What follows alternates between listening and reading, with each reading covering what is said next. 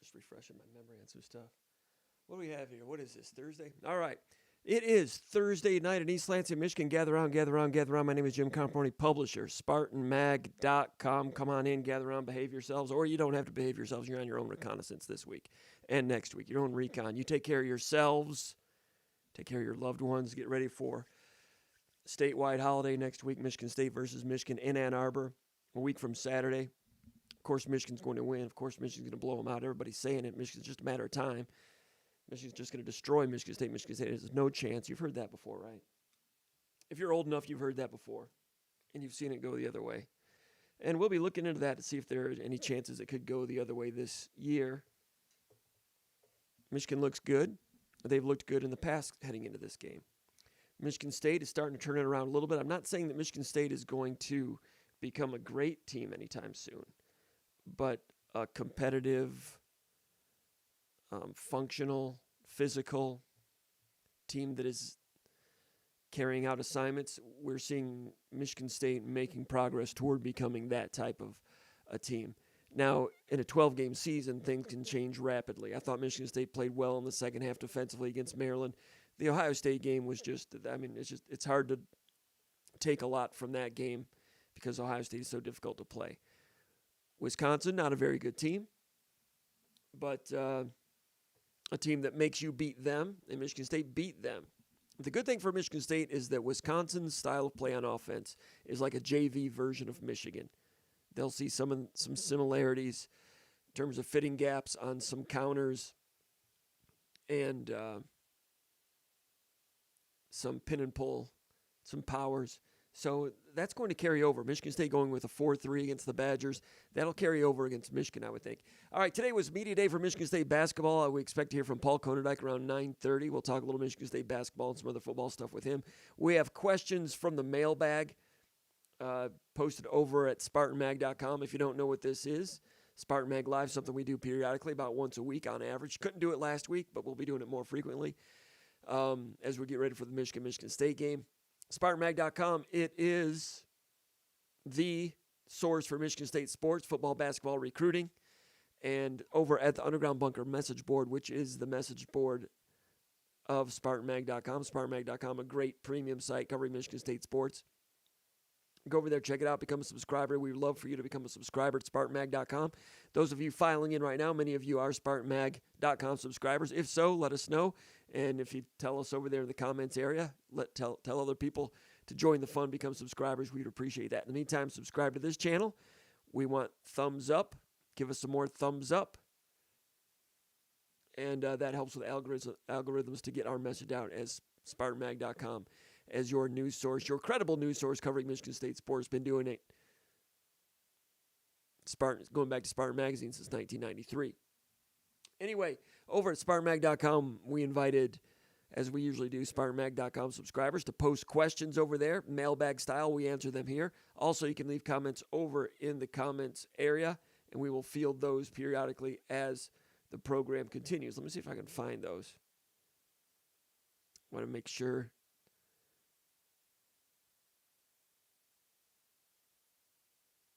I got to look at those and make sure that I know that some of you are in here. I just can't find you right now. There we go. Looks like you want to turn the sound up.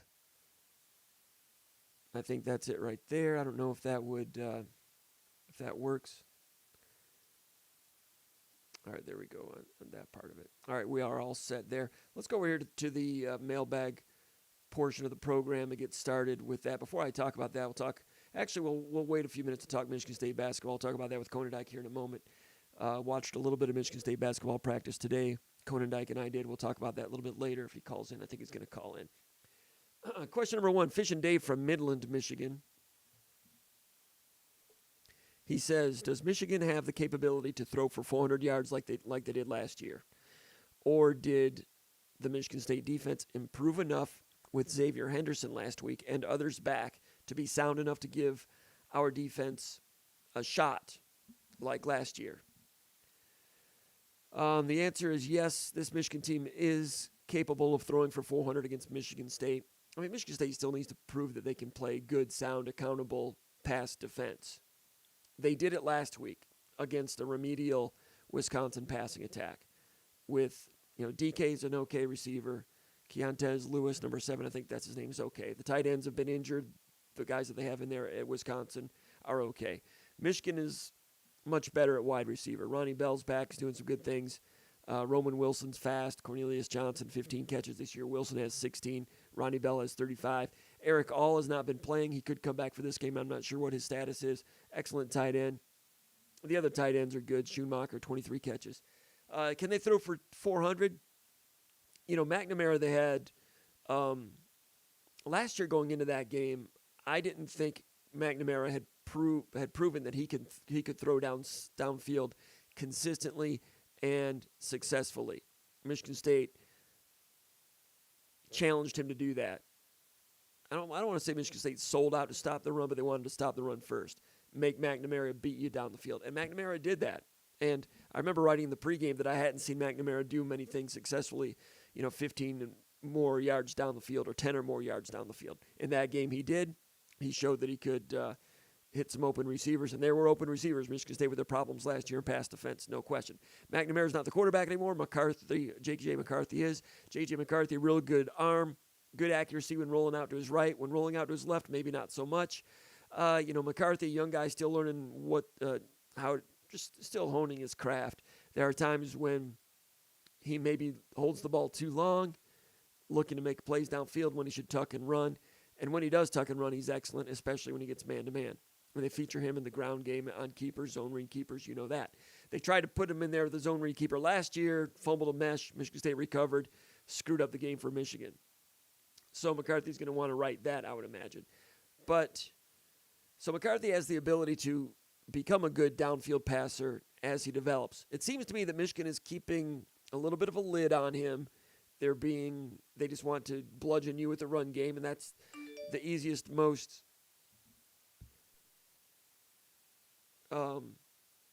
it's the best way to move on offense while limiting your exposure to mistakes. And it seems to me they want to limit his exposure to mistakes. He had the tip drill interception against Penn State, which was a fluke, but earlier in that game he threw up a prayer and they got away with it. And Harbaugh didn't like that play. So with McCarthy. McCarthy's got great talent. Everybody knows that. But I think Michigan wants to keep things simple for him, not have him press it downfield too much. Last year, McNamara did.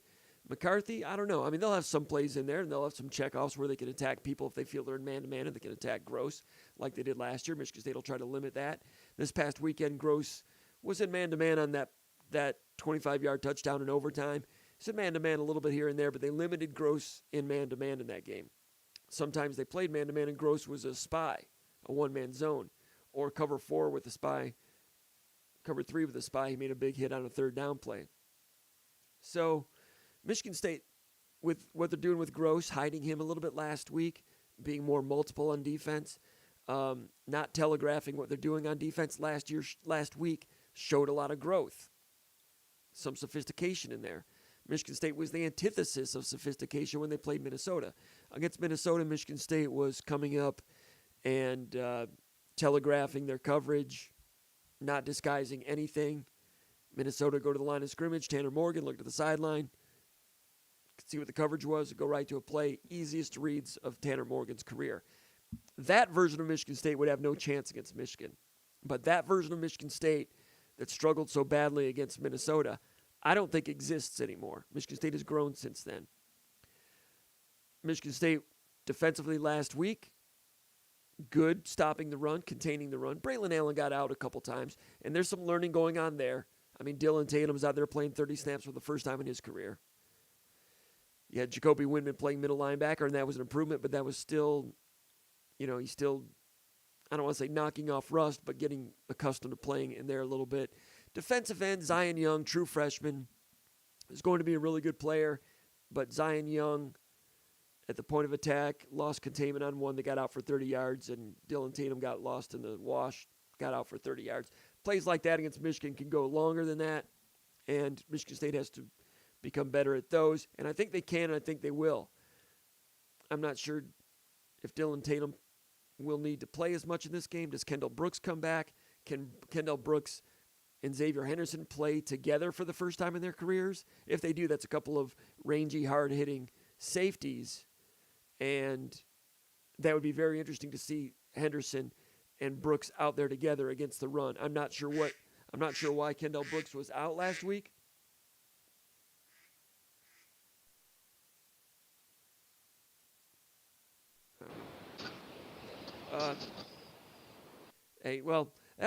That's my friend Matt Dorsey. I don't think he knows that I'm on the air right now. I'm going to let him know I'm on the air. I was going to bring him on the air for a second, but I'd better not have him talk to the world here.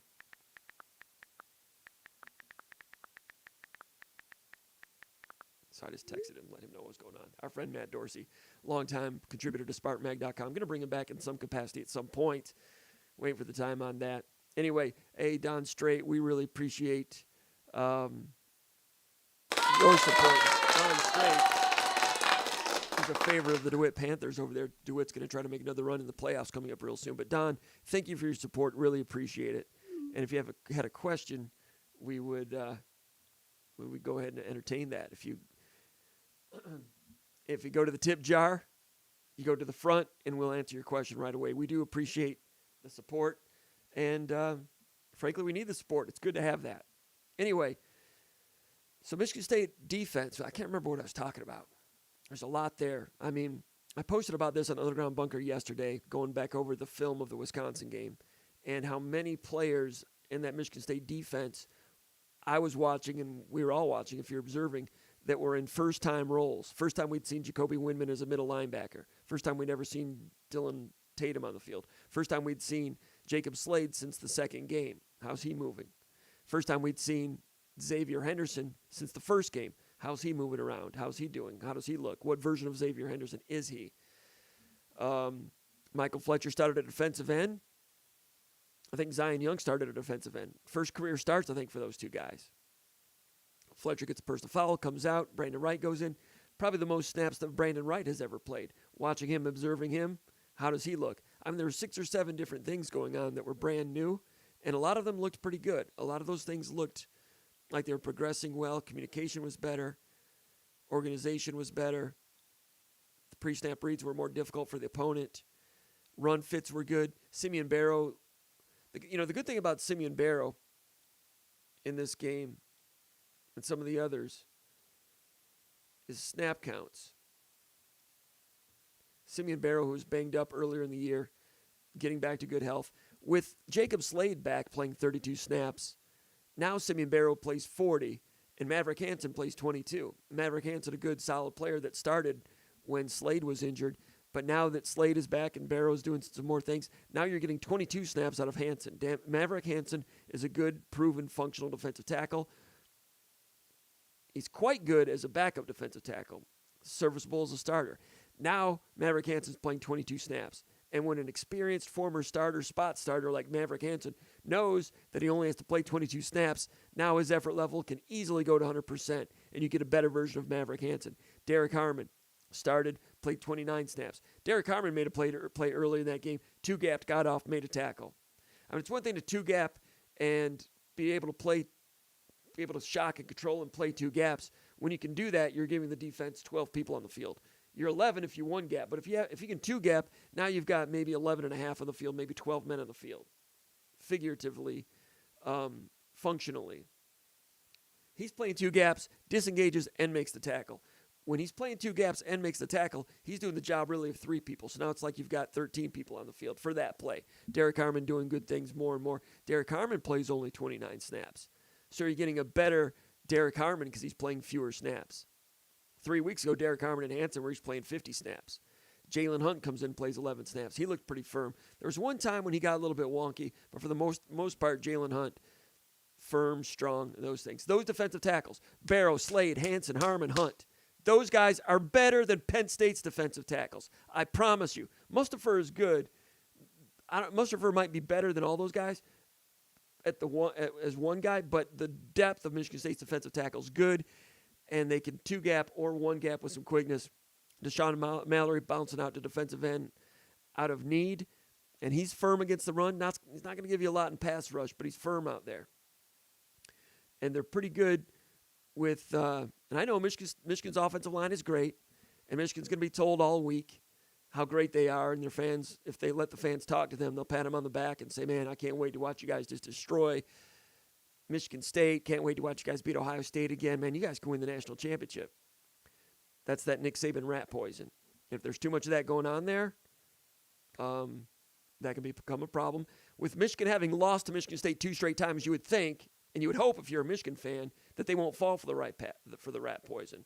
That Michigan will be focused and come out with a sense of proper motivation and take care of business.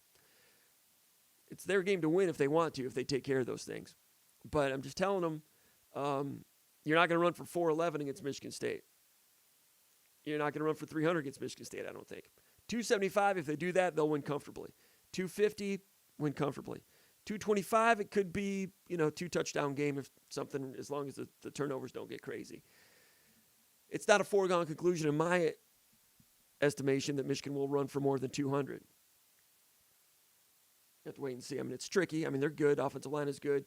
And they're really quick hitting with the way they present things. But the defensive line for Michigan State is good. And now the linebackers for Michigan State are better with Whitman back there. I mean, when it was Van Sumeren and Halliday, there was only, like I wrote in pre-snap read, Michigan State was not going to beat Minnesota. They've had problems there. Alley pursuit and hosting gaps and pulling the trigger and going. Van Sumeren out of the starting lineup now. Whitman moves from defensive end to linebacker. Different look. Halliday was better. Halliday was better against Wisconsin because the defensive tackles are better.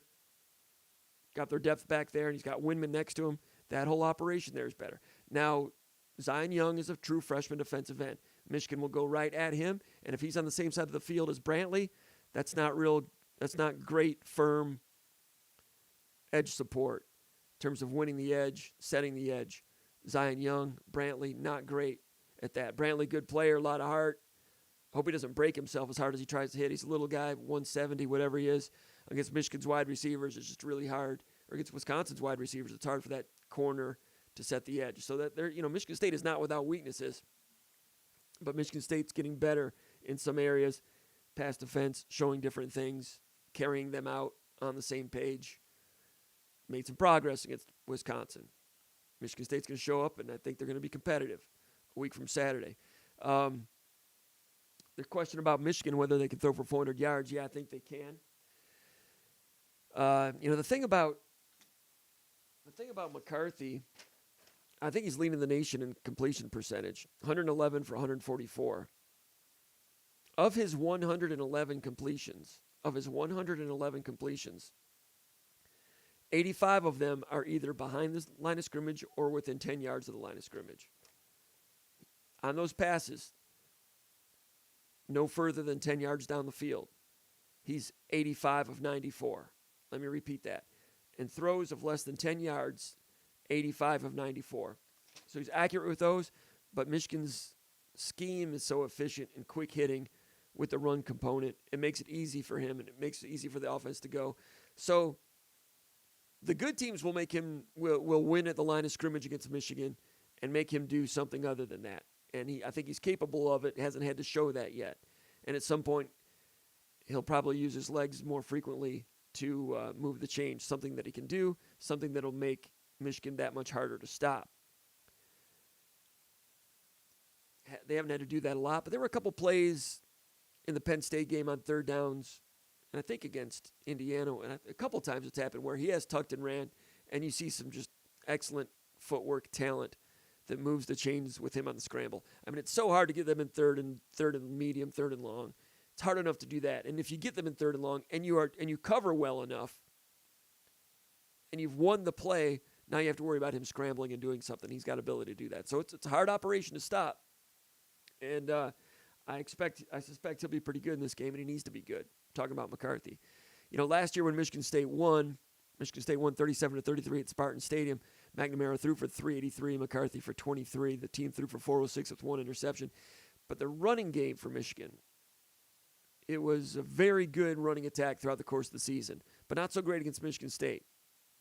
Hassan Haskins, very good player, NFL player, carried the ball 14 times, averaged 4.3 per carry. 4.3 is solid, but he was contained, 59 yards rushing for Haskins, 4.3 per carry. Blake Corum, 13 rushes, 45 yards. Blake Corum, Michigan State held him to 3.5 yards per carry. So Michigan rushed for 146. That includes McNamara, the quarterback, had a 20-yarder on a scramble, and J.J. McCarthy had a 12-yarder. So you're talking 32 of those 146 were quarterback scrambled, not designed runs. Corum, 3.5 per carry last year against Michigan State. Haskins, 4.3 per carry last year against Michigan State. I think Michigan State is rounding possibly into being a better run defense right now than they were at that time last year. But Michigan's a better running attack, theoretically, than they were last year. Now, last year, Michigan State stopped the run with Quavaris Crouch, 13 tackles. He's not in the program anymore. Last year, Darius Snow, 10 tackles. He's injured, out for the year. So Michigan State did it with a couple of key guys there, linebacker, that they don't have anymore. Well, one was a linebacker, one was a nickel. So now Michigan State has Brulay at nickel. It's a kind of a 4-3 type of thing. Winmon, he's a new guy. Halliday, he's a holdover. Defensive line, you don't have Beasley anymore. He made his comeback in that game. Don't have Panashuk anymore, so you're not as sturdy at defensive end. Mallory, the new defensive end, he can play the run well as a former defensive tackle. But Zion young guy. He's wiry strong. Michael Fletcher, wiry strong. Michael Fletcher, not a guy I've said for years he's not going to run the hoop and be a factor in the pass rush. It's a Michigander, Michael Fletcher. Can't get any personal fouls, get thrown out like he did with the late hit last week. Avery Dunn missed the game last week. Not sure why that was. He was not functional as a defensive end against Minnesota. Was better the following week. It was a little bit better the week after that. Was looking forward to seeing more progress from him, but he didn't play against Wisconsin. Let's bring in Konendijk, talk some basketball. Call from Paul Konendijk. To accept, press 1. To send a voicemail, press 2. Hey, let's bring in Paul Konendijk, longtime associate editor, Spartan Magazine and SpartanMag.com. Paul Konendijk, welcome, my friend, to Spartan Mag Live. How you doing tonight? It's good to be on. All right, you and I were at Michigan State's basketball practice earlier today. We'll talk about that in a second, but I was just talking about Michigan State football a little bit, looking ahead to the Michigan game. We don't have to go over the entire game plan, although as you can imagine, I was getting a little deep on some things. But Michigan State in a bye week right now, coming off that win against Wisconsin. Michigan coming off a surge ahead game against Penn State in which it was close at halftime. Stats were not close, but the score was, and they surged in the second half and won that game. All right, 1 week out, Michigan versus Michigan State. Your pulse on that whole thing as that thing gets as we head toward rivalry week next week. What are your thoughts on, not on who's going to win or anything, but what's on your mind with that game right now? Yeah, I'm not really sure what's going to happen in that game. I think Michigan State took a huge step in the right direction last weekend against Wisconsin. They did what they had to do. I think they made some good progress, and I think it's partially the result of getting two good players back in Jacob Slade and Xavier Henderson. Xavier Henderson was the calming influence for that defense, but this is a whole different type of deal, facing the Michigan team playing probably as well as any team in the country right now. Michigan hasn't been really, the Penn State game was a test in some ways, but I felt like Michigan kind of exposed Penn State in a lot of ways, and we just don't know, I think, what Michigan's capable of. Are they going to put a hole in Ohio State down the road? I don't know, but I think Michigan State made progress. Michigan State will play up in this game, in my opinion. I think they'll do a really nice job, but I just don't see, honestly, how Michigan State can, if fans are expecting what they've seen the last 2 years, I'd be kind of surprised, because Michigan State's got to prove that they can run the ball, at least have the threat of a run to the point where Peyton Thorne can get his big play threats, be it Keon Coleman, Jaden Reed involved, or Trey Mosley. Those guys have to have the threat of a run game, and I think Michigan's pretty darn good on both sides of the football. I don't know what to expect. I think you'll see Michigan State play their tail off, and who knows? It's a rivalry game. I didn't think Michigan State would win 2 years ago. I thought there's no way, no chance. And even though Michigan wasn't a great team back then, but Michigan State was in more of a disarray. So I don't know. They looked great against Minnesota in week one. Had no idea that we were going to fall off. Sometimes you don't know till Michigan State beats them. Yeah. So the other thing is, how does Michigan State use the bye week? If they get a couple more guys healthy, if they get some more depth, if you see Simeon Barrow, get a little bit more healthy and play on a more consistent basis, like we've seen him play in flashes. If you see Jacob Slade take another step because of the bye week, getting a little healthier, then maybe Michigan State's got something going, but we just don't know what's going to happen. And sometimes like the psychological thing with a bye week, some teams just don't play well coming out of the bye week, and that traditionally, or at least last year, has been sometimes Michigan. And I don't know what's going to go on in this game, but nothing would surprise me. I agree with you on that, and I don't think it's a foregone conclusion that Michigan's going to win. I think if the season, if both teams play like they've been playing, of course Michigan will win. But can Michigan keep it going in that regard in this type of situation? And can Michigan State improve? I think both are. I don't know what's going to go on in this game, but nothing honestly. And Michigan State's got a lot of work to do, but the traction they made against Wisconsin is encouraging, especially with the run defense. That's where it needs to start. I know Braylon Allen got out loose a couple of times, but I thought Whitman looked good at linebacker. Halliday's been pretty good. Defensive tackles we knew they would be excellent coming into the year. They've had their injury problems. I think the defensive tackle situation is rounding back into shape. So I think it's Michigan's game to win if they're focused and motivated and all those things. And it's incumbent upon them to prove that. And we'll see where they are with that as we move forward. Now, let's talk a little basketball. We were at practice earlier today. It was media day. First of all, when it comes to media day and what Tom Izzo had to say at his media day address, and that hour-long video is available here at the SpartanMag.com YouTube channel. Check that out if you're interested. Anything that Izzo said today surprise you or catch your ear today, Paul Konerdijk?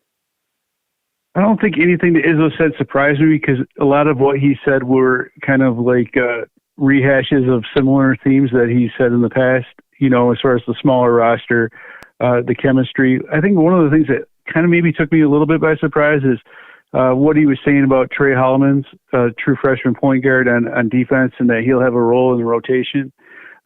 Given Michigan State's depth at the guard position, particularly at point guard with Tyson Walker and A.J. Hogard coming back, I wasn't really expecting him to say that, here's a guy that's going to play on a regular basis. Now, in the past, we've heard him say about guys like Holloman that, that he could see some time or he needs to do this a little bit better. But Holloman's got a body type that's pretty impressive for a point guard, in that he's 6'2", but he's got long arms and he's pretty athletic. So I think there's a role in there for him on defense. And that that's one of those like minor type things, because not a lot of people are thinking about Trey Holloman's going into the season. I know I wasn't, but Izzo said some good things about him. And I think that was, that's the one thing that I think kind of caught me off guard. And what did you think about the way Holloman practiced today? I like Holloman. I like him a lot. There's times where, as a member of the scout team, where, coaches are getting on guys, barking out plays and getting on guys for not being in the right play. Well, Holloman's is loud, and he might not do everything right all the time, but a lot of times he's like reiterating what coaches are saying, and that impresses me. He's got a little toughness to him from the football aspect. Mm-hmm. He's got a lot of self-confidence. And similar to Jaden Akins a year ago, coaches are getting on guys with no preconceived notions about what he's supposed to do this year. He just wants to play and make some sort of impact. And I think, for guys that kind of come out of nowhere and do more than you expect, to me, that's the baseline of what they need to have. Like for an overachiever freshman, they need to come in, be willing to work, be willing to not be the guy they were throughout high school. Just know that, hey, there's a process.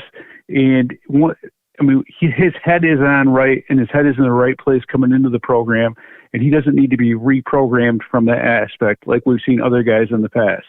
Guys like, I don't want to single out Pierre Brooks, but a guy that, won Mr. Basketball and all of a sudden is kind of an afterthought. It takes some mental reprogramming. That's no knock on a guy like Pierre Brooks, but it's hard to wrap your head around that when you're used to being a star throughout your whole high school career. Trey Holloman is coming in on the ground level, and he doesn't have any kind of preconceived ideas about, hey, I need to be this, or I need to score this many, I need to play this many minutes. He just wants to do whatever he can to help the team. And I think you need that. I think you see that from a lot of guys that do make a bigger impact than maybe you expect. Jaden Akins a year ago, I think of Matt McQuaid when he was coming in, he kind of had the same similar, mindset, and he hit some big shots early in his career. And I think I think that Holloman, might surprise some people with his defense. But from me talking to some of the other guys, like after Izzo said that, I talked to some of the other like older players. Like I asked Tyson Walker about him. I asked Jaden Akins about him. And Jaden Akins was like, yeah, he's got the right mindset. He's got that dog in him where he wants to compete. And then Akins was telling me that, he's got a high ceiling and he can be a winning point guard because he's kind of got, he can run the show a little bit. So I heard some good things about Holloman, not expecting him to play a huge role, less than 10 minutes a game likely, but I wasn't really thinking about him coming into media day. Now he's on my radar. I agree that he's a breath of fresh air. I think the football background has everything to do with it. He comes in and he's just wagging his tail and just wants to get after it, not expected to be the man or anything. He's just coachable and not casual at all. And Izzo loves that. So Holloman is an interesting guy. I think kind of a seventh man type of guy, eighth man type of guy, maybe 5 minutes a half. Maybe ninth man.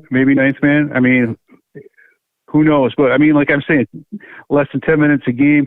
But in my mind, that's better than what I was thinking. I was thinking like maybe mop-up duty type dude. I guess the other thing that kind of stood out to me is in hearing Tom Izzo talk about him and then having watched him play in that first practice and then watching him today is I think Monty Sissoko continues to make big strides. Yes. And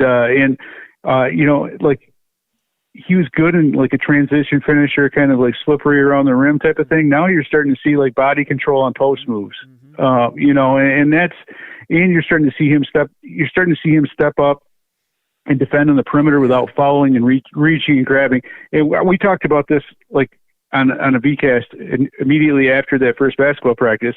It might have been SpartanMag Live because we might not have filmed the VCast, but one of the things we talked about is can Monty Sissoko, can he avoid foul trouble?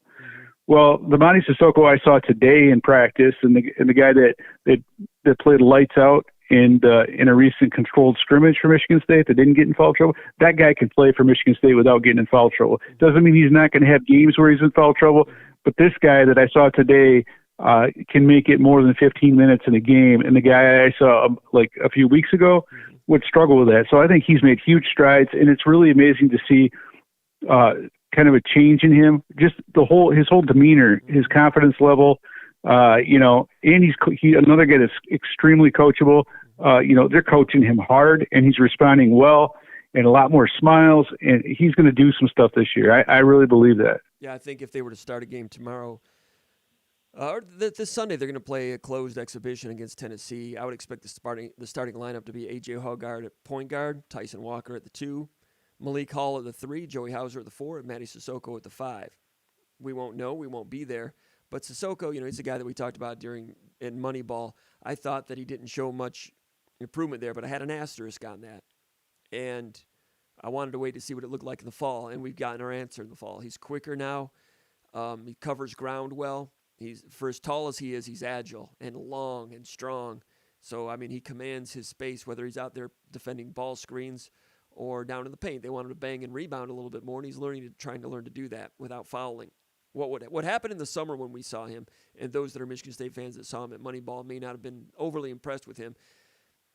During the summer, Michigan State worked out hard every day in the weight room, conditioning, and then pretty much, optional, not optional, wink, wink, open gym, closed gym, scrimmaging. Players had to be there. It's optional, not optional. You know how that is. So it's a long day. Weight room, conditioning, open gym. Then you go to Moneyball. Some of these guys can just kind of like go to Moneyball and play at a certain pace and still make shots and still do things against the average defense or whatever. Matty Sissoko is a guy that when you get a little bit tired, when you get that tired, he's not going to look as good at Moneyball as he does in practice. And in practice today, and in practice a week and a half ago when Paul and I were there and throughout the preseason, he is a solid, functional, legitimate, bona fide Big Ten big man right now. Maybe not a plus player yet, but he is better than you would have thought last January. And can't give away scouting reports and so forth, but the body control with him in the post with the ball in his hands, maybe not going to be a go-to scorer, but if the ball gets to him in the post with 4 seconds to go on the shot clock, he can do something with it, and it doesn't have to look. It might not look bad at all, and sometimes it might look like, wow, that guy's got something. But Sissoko's had a good summer, good fall, and we'll see if he can continue to play well and play like a starting five. And Izzo was asked today about not going into the portal, and he said, yeah, I could have went out there and looked for some centers, looked for some players. He didn't mention center by name, but he said he could have went into the portal and looked for guys to help. But if you do that, you're telling your existing players either A, we don't believe in you as much, or B, we like you, but we need something better. Even though you've been here quietly, patiently waiting your turn, we're going to go over your head and bring someone else in. And if you bring someone else in, you kind of have to play them because that's what you bring them in for. Izzo didn't want to do that. He wanted to believe in Mady Sissoko. He didn't mention Mady by name, but he said, I want to believe in people that we already have here. And he didn't say I want to pay them back for waiting their turn. He was just going to ride out the investment. That's what those were not his exact words. But players were asked about that a little bit afterwards during media day, whether it be Hauser, Akins, can't remember who else, Malik Hall. And I'm sure Izzo has made that message to them. Hey, guys, I could go out in the portal and get people and take away your playing time and challenge your playing time, but I'm not. I'm going to ride with you 10 guys. I'm riding with you guys. And they know that's the case. And obviously they want the role. Hauser would like to play 20, 25 plus minutes. Sissoko wants his opportunity. But I think they dig this, that Izzo is invested in them and believes in them and didn't go into the portal when it's so fashionable to do so, especially after Julius Marble left. There was every reason to go look for a big man, and I'm sure they looked. But and if the perfect guy had been there, they might have gone for it. But Izzo said back in the summer and in the spring that he was going to ride it out with these guys. And if it works out, then Izzo as a head coach could get paybacks in terms of chemistry and what they're willing to spill for him. Do you agree with any of what I just said? Does any of that make sense? Yeah, it makes perfect sense to me. The other thing I would add to that, kind of piggybacking on what you said, the flip side of that is just because you add a guy doesn't mean he's going to work out. Right. I mean, if you add a guy, there's also a reciprocal investment that you make in trying to roll with him during games. And if he can't play ball screen defense, if he can't do what you need him to do, you're getting him late in the calendar. Oh. And it's kind of work in progress. I think like a guy like Ben, no disrespect to Ben Carter, the kid that they got from UNLV, that looked like a home run out of the portal. Okay, at the time they got him, there's a lot of people that vouch for him, and I thought he was a heck of a player coming out of UNLV. Now he did have knee injuries, so he had some injury issues, but there's no guarantee that guy's going to be the guy. And when I spent a lot of time talking to Biggs about ball screen defense today, because that, to be honest with everybody out there, Michigan State plays ball screens in a certain way, they defend the ball screens in a certain way, it's not easy and it's not for everybody. And a lot of guys out there, a lot of guys available in the portal aren't guys that could play the way Michigan State needs them to play. Michigan State does not cut corners. They don't shack it. They don't switch as much as some other teams. And on ball screens, and I think sometimes, you could say, well, they're going with their guy, and it is a risk because Mady is really raw.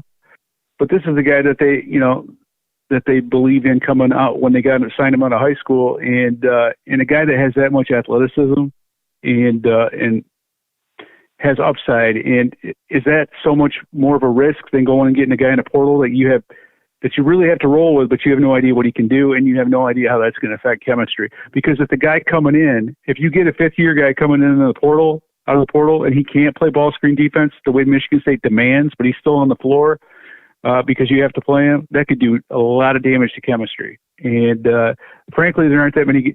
There's a lot more guards out there in the portal than there are worthwhile bigs.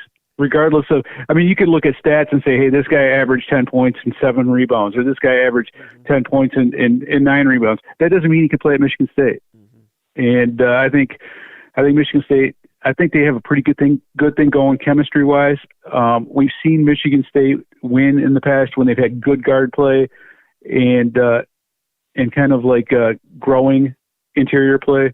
And I think they've got some good things going for them. Monty Sissoko is a huge piece, though. And then beyond that, I think he's kind of the guy that where you got to start with, and beyond that, you got to see if you can continue to get progress from Jackson Kohler on defense. We know what he can do on offense. He's super skilled, but can he be a functional defender? And then beyond that, you've got Carson Cooper. How quickly is he going to adjust? He's got that length. He's stronger than I ever thought he would be. He's big.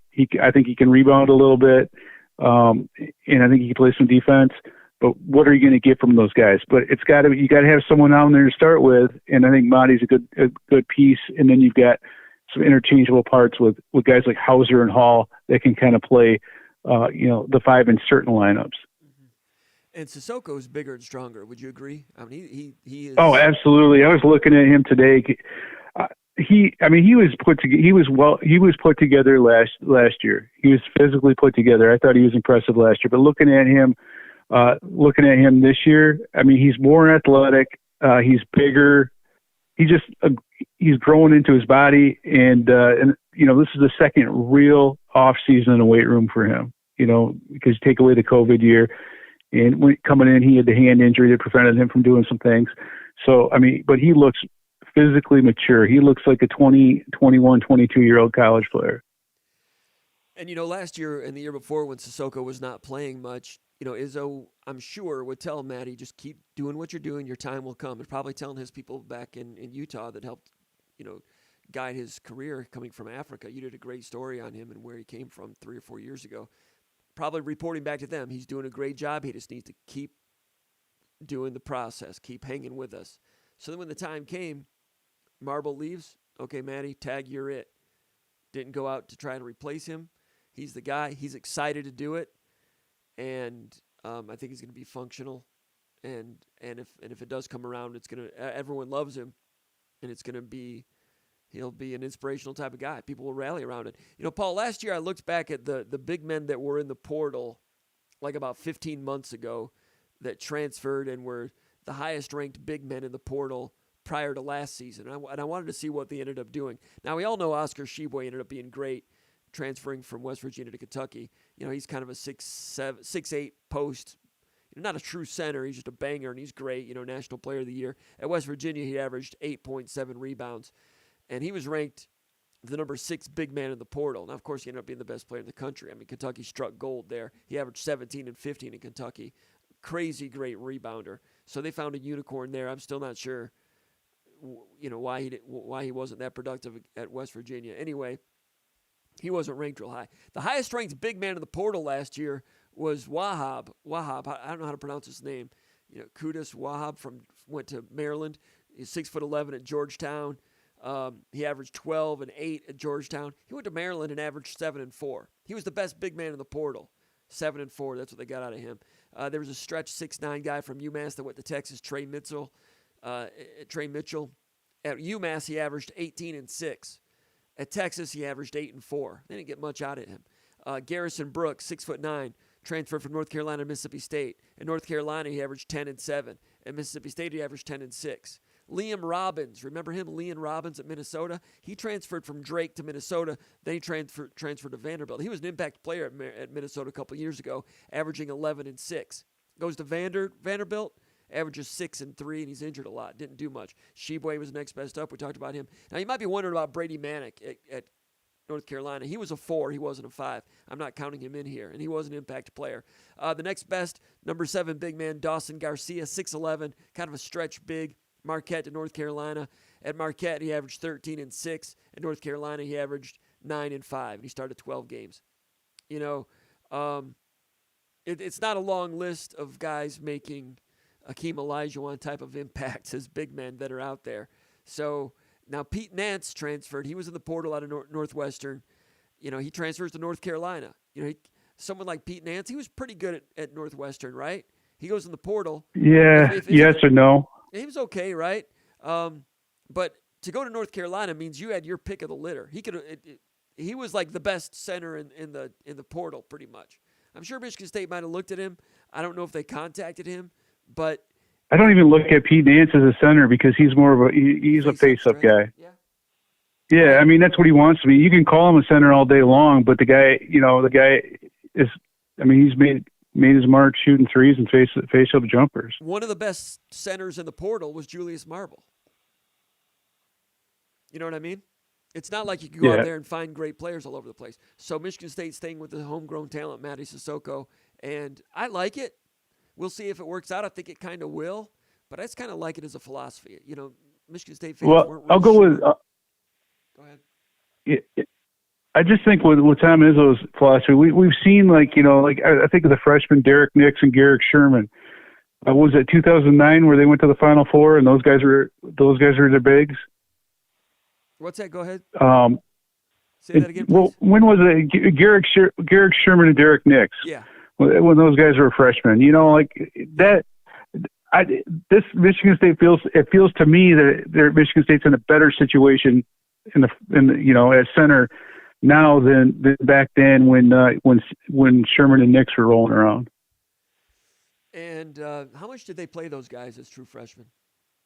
I don't know, maybe 10 minutes apiece. Yeah, the difference is they'll be asking a lot more from Sissoko at this point. Right. But but you also have what I'm saying. You got Sissoko, but then you also have Carson Cooper, and you've got Jackson Kohler, and you've got if they decide to go small, then you got Hauser playing a few minutes there. I mean, they've got enough bodies to go around. If Sissoko can stay out of foul trouble, and it'll be interesting. I just feel like I do agree with Tom Izzo when he's talking about some of their best teams have been guard heavy or had really good guard play, and I think all the talk about center, and we spent a lot of time in the last 3 or 4 years even, talking about either stretch four or lack of a five-man. And I think we lose to the point where at times we lose track of what has been the bread and butter of Michigan State's, success, and it's been guard play. And I don't think, Izzo did not like his guard play, has not liked his guard play the last couple of years. And I feel like he feels like he's got it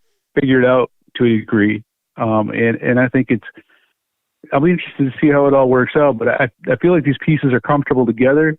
And I think, Jaden Akins, even though he's been out with injury, I think that guy is tackling rehab as well as anyone can tackle rehab. And I think there'll be a pretty smooth transition once he gets back in the flow. Jaden Akins said something interesting to me today. He feels like he's keeping his conditioning up as well as he can. Today during practice, he was on, some of those exercise bike things. Some of those bikes you do with your hands, not your feet. But he said he hasn't really had time away from basketball in a long, long time. And just being off his knees and feet, for a month, he thinks can make his muscles fresher as he comes back. I'm sure that's probably not his original thought. That's probably something the trainers have told him. Ideally, you'd like for him to just, carry on through the great summer that he had and not lose his stride and just get better than he was 3 months ago. But the fact that he was sidelined, it might not all be bad, he thinks. He thinks his legs could be fresher as he gets towards March. We'll have to wait and see on that. But Akins, man, Izzo loves him as a kid. He's a battler, and Izzo's excited about turning him loose at some point. If he were healthy right now, I kind of think I think there's no question he'd be a starter, along with Hogard and Walker. So all this stuff with Malik Hall playing the three, that was the plan coming into the season to an extent. But I'm getting the idea that Hall's playing even more of the three than he might have if Akins had been available. When Akins comes back, does Hall play a little bit more of the four? Does that bounce people's playing time around? When Akins comes back, who's the sixth man? Is Akins a sixth man? I'm not sure. But Malik Hall playing the three is a real deal. He can play some four also. He's lost a little bit of weight. He's moving around pretty good.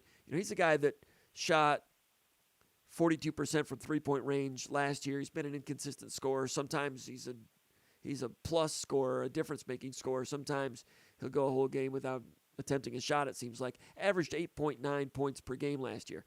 Now playing more minutes at the three, the shot opportunities come at different points on the floor. As a four, they do, he'll get shots inside out off of offensive rebounds, pick and pop, or, a late man in transition at the top of the key. That's where three-pointers come open for a four-man, usually against slower defenders. Now as a three, he'll be going against shorter but quicker defenders, and that's not always an easier thing to do. I always thought Miles Bridges was better at Michigan State as a four than as a three. At the three, Miles Bridges did not have a quickness edge, and his ball handling was just was just average against a small man. Against a power forward, it was better. Going all the way back to the 90s to John Garavaglia, a guy that I thought was a true 4 and kind of a stretch 4. They played him at the 3, which I thought was out of position for him. And he just was always awkward through it. I'm hoping for Malik Hall's, for his sake, I'm hoping he doesn't have like an awkward experience at the 3, like I think Miles Bridges did. And you might remember Bridges' sophomore year. I was saying all year they're better with him at the 4 than the 3, and they usually closed out games with him at the 4, but they would spend most of the game playing the 3. He'd get at the right wing, he'd drive and charge or get cut off at the baseline. They were a little bit better at it later in the year. But Hall, there's a big difference between playing the 4 and the 3. He's got face-up shooting ability, but doing it while running the outside lane in transition or coming off pin downs for catch and shoot opportunities, it'll be different for Hall. What are your thoughts about that? Did you look at him today in practice? Did you have any different takeaways with Malik Hall and where he is and where he's headed? Well, I like Malik Hall, and I think his head's in the right place. And I'd like him to be more assertive. You talk about the disappearing act at times last year. I mean, there was times where he was the best player on the floor and he took over games. And if you do that, and you actually do that, like early in the season when he was winning games at times, or Michigan State was feeding off of him, then you expect to see it carried over. I don't know. I've never been a big, you and I are on the same page with this whole positionless basketball thing. It all sounds great when you're talking about it. And, some guys are just better suited to some positions because there's no such thing, in my opinion, as positionless basketball on defense. And, but Malik Hall, they need him to play the 3 right now. It doesn't mean he's well suited for it. And I really think he's a better 4 man. But until Akins comes back, they need him there. And the thing that I'm going to be curious about is, besides getting his shot off and that type of thing, is going to be how it impacts Michigan State's rebounding, because I think Akins was getting primed up to be a pretty darn good rebounder at the 3. Malik Hall's never had to do that. He's always been around the rim a little bit, and I'm wondering if it's going to hurt Michigan State on the glass a little bit. They need him to rebound at a high level. To me, and we can talk about this later, but to me, that whole rebounding piece, this Michigan State team, that's my biggest question mark. And it was last year. I think one of the underreported, the under-talked about things last year is the inability to defensive rebound or get clean defensive rebounds and what that did to Michigan State as a basketball team. I think it hurt Michigan State's ability to get the number of possessions that Tom usually likes to get. The lack of clean rebounds definitely hurt Michigan State's transition game. And, we can talk a lot about, the guard plays better, this or that, or we're going to be, transition's going to be better this year. Unless the rebounding piece is better, the things that they want to do are going to be hard to do. Yeah, I agree with that. And, today Izzo was working with Sissoko with just some, middle school level rebounding drill things, and they're still going to work on him to become better at that. Izzo said something interesting about Hoggard 2 weeks ago. Because of the, Michigan State at times might be a little smaller in the backcourt, and Hoggard is a bigger guard, and he's a point guard. Usually the point guard leaks out to the hash mark for the outlet after a defensive rebound. Izzo said that there'll be times when he's going to want Hoggard to be in there on the defensive glass. So putting your point guard in there on the defensive glass can hurt the transition game a little bit too, but it helps you secure it. If he does get it, then does he outlet to Walker if Walker's on the court with him? For that reason, that's one of the other reasons that Izzo says he's exploring, the idea of Malik Hall getting a defensive rebound, turning and pushing the ball on the break, like Draymond Green, like Miles Bridges. Denzel Valentine was a 3. But in terms of a power forward, there's only been 3 that I can think of that have had the green light to do that. Miles Bridges, Draymond Green, and Allen Anderson. Anderson played the 4 during the 2005 run to the Final Four. Played point guard in 2003. He played 4 different positions. But in 2005, Allen Anderson was the 4, and he could rebound and go. There were some videos that Michigan State released onto social media a month or so ago, when practice first started, and I think it was Thomas Kelly. He was on Malik Hall, and Malik Hall was pushing the ball in transition, and Thomas Kelly was saying, "I'm going to be on you. I'm going to be on you." My takeaway on that and seeing that, what he was doing, Malik Hall was pushing the ball in transition. And then Izzo said that, and then Hall says he's working on it.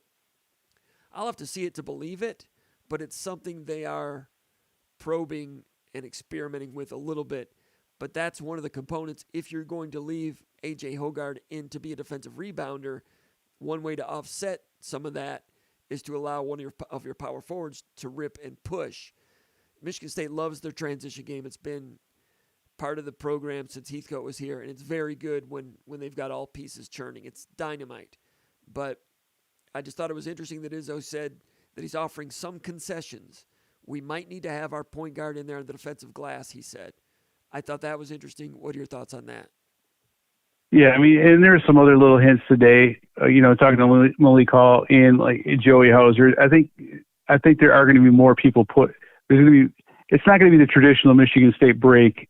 I think you'll still see the traditional Michigan State break with the outlet to the point guard, but it's going to be different. They're going to try to get the ball up the floor in different ways. Whether that works or not, it remains to be seen. Because last year there was times where Joey Hauser tried to push it, and it just didn't work. No, I agree. You can talk about this guy can ball handle and that. Yeah, maybe he can for a four. Maybe a couple other fours can, but not efficiently to run the break the way Michigan State wants to run. But I do think they are. I do think you're going to see some different things in transition. I think transition will always be emphasized, but they're going to try to do things in different ways. I just mentioned Hauser a little bit ago. One of the things I wanted to talk to about tonight is how comfortable Hauser is with himself right now. And I can't say this enough. I'm telling you, interviewing that guy today, it was a good experience. I mean, for both of us, he was actually thoughtful. He was actually relaxed, at ease. And these are things that I would never imagine with Joey Hauser. We're asking Joey Hauser questions at interviews before. It was painful for both of us. And today it was like, I could ask him questions and he's not like, he doesn't feel defensive. It's, he feels good about himself. And, like we've heard Izzo say a bunch of times, this is the Joey Hauser that I thought I was getting. But something something completely at ease about Joey Hauser. It reminds me of the old movie Office Space where the dude gets hypnotized and then he's chill all the time and nothing bothers him. Joey Hauser today is just like, he was in a good space. Now, does he stay in that space? Does he stay chill and self-confident and all these things in the midst of Michigan State's Titanic, the toughest schedule of all time, arguably? I don't know, but I'm really, really interested to see how Joey Hauser attacks his senior season because I think he feels like he's playing with house money, and I think basketball for him is fun for the first time in a long time. Seems that way. And Ricardo Cooney, who talked to him a little bit today, had the same thoughts. And I heard a little bit of the interview. Bill Simonson, the huge show across West Michigan and into Traverse City and Flint. It's basically a statewide radio show. He interviewed some players, interviewed Izzo, and I listened to the replay while I was driving because it's replayed in the Lansing area. And Joey Hauser was a guest on there, and Hauser was at ease, just like you're talking about. And he was just starting to like basketball again at the end of last season. He was planning all season that would be his last year. Wasn't really loving it. Then he got hot and had a couple big games. Had a big game against Davidson, right, in the NCAA tournament, and one other game. And so when he checked out, when the game was over and they lost to Duke, he was crying, and he was emotional. And I remember thinking, that does not look like a guy that wants to be done with college basketball. Gave it a couple weeks and just kind of mentioned to Izzo, I think I'm interested in coming back. And Izzo talked about, we want you all the way back, not just 90%. And he turned the corner emotionally, mentally, mental space, all that stuff. He talked about, Izzo used to tell us about some of the players that he had that had a rough time with COVID. And Hauser had a rougher time with it than anybody. You got to remember during the COVID year, the year before that, he transferred and had to sit out. Think about how archaic that is these days. I mean, that year, the Michigan State Athletic Department, I think Joey Hauser and Jaden Reed were both sitting out. Like the only two guys in the whole country they were like the last two transfers ever that had to sit out. Anyway, so Hauser sat out, which wasn't much fun. Then COVID, and you have for Hauser, it's the first time he'd ever been without his twin. Also, so he was without his twin brother during the transfer year. Then the next year he's supposed to play, and he can play, but everybody's in lockdown individually, in their own individual apartments, and he just wasn't enjoying things. And, so then last year, it started looking a little bit better at the end. Now he's 10 pounds lighter. And there was a practice a couple of weeks ago. Izzo said, man, he's just moving better, isn't he? And I was like, yeah, he looks different. And the shot is going up quicker and it's just going in. We'll see whether that carries over to games. But this is a guy that shot really well down the stretch from three-point range. Ended up 40% from three-point range for the season, 7.3 points per game. And now I think he'll be even more of a shooting threat. And with Hogard, a year better in the system of finding people, I think Hogard will get it teed up for him quite often from Hogard to go ahead and be the shooter that everybody knows he can be. They might need Hauser to play some emergency 5. If he does, that's where losing 10 pounds is going to hurt him a little bit. He'll give it his all, but he'll be even more undersized if and when he has to play some emergency 5. But check this out now. Hogard is very good at seeing the court. I think he's gifted. I think he's got some rare gifts as a passer. Izzo's trying to rechannel him to become even more of a pass-first guy. But this is my point. Most good teams, most really dangerous teams, have a good distributor. If you've got a good distributor on a team and 3 dudes that can nail the three-pointer, that can be difficult to stop. It's even better, of course, if the point guard can shoot from 3 and the center can also. Michigan State's not going to be there with Hogard and Sissoko. But if Hogard is distributing, driving, drawing, dishing, Tyson Walker on the wing, Malik Hall is a shooter, Joey Hauser is a shooter. And then if Hall sits and Akins ended up being a better shooter last year than they thought. They think he can be a good shooter. Remains to be seen. Point is, with Hogard surrounded by 3 shooters, you can make a lot of hay on offense if you've got some of those ingredients. Do you agree with me on that with some potentially dangerous offensive ingredients there working with each other? Yeah, absolutely. You go like Walker is a completely different player too. We also saw what he could do at times last year. There's times where he took games over late in the season. He shot high percentage from 3, but he knows what he's supposed to do now. Like I talked to him. He's fired up about playing the 2. Did you get that from him? Yeah, he is, man. He's got, he's not like a yeller screamer type, but he's excited to be out there. He's excited about playing with this team, with the guys he's got around him, and he likes the fact that he knows exactly what's going on. He knows his personnel. He knows himself. He doesn't have to think about, whether, there's times like, I was talking to him today, and he said there's times where when he was playing, last year, he was like, is this a Michigan State play? Because when he was playing at Northeastern, there might be floaters and stuff like that. You don't do that at Michigan State. You get one dribble pull up. You do a lot of, you got to do things fundamentally sound. He just wasn't playing. He was thinking the game, and it was tough because everything was new for him. Now, he's just self-confident, at ease with himself, and he does a nice job. He does a nice job talking out there and communicating with his teammates. I'm really eager to see what he can do out there. Just back to Joey Hauser, we talk about an emergency 5 situation. Yeah, it might hurt him that he lost a little bit of weight. I think the weight loss is going to help him more defending on the perimeter and moving around out there. And I think that's going to offset whatever loss they get with him at the 5, because I think that was one of the biggest deficiencies, with Joey Hauser at times. He felt like he was too heavy. He felt like he didn't move well on the perimeter. And, there's a lot of times where he'd pick up a couple quick fouls late. And a lot of that was, he just felt like he was slow. And he was slow at times. So, there's a plus and there's a plus and a minus with a weight loss. I think he's going to benefit more from the weight loss than it's going to hurt him. And I'm excited to see him play this year. As far as having a couple of guards that with point guard ability, Tyson Walker might not be a true point guard, but he has some of those skills. But more than that, he's a really excellent shooter and scorer and creator from the wing. And Hogard is becoming a good distributor, strong guy, a guy that's difficult to play against for opponents. Michigan State hasn't had situations a whole lot of times where there's been 2 guys that can kind of share the point. I'm not saying share the point, but both have point guard ability. But I'm thinking back to the 2015 team that went to the Final Four, Travis Trice's senior year.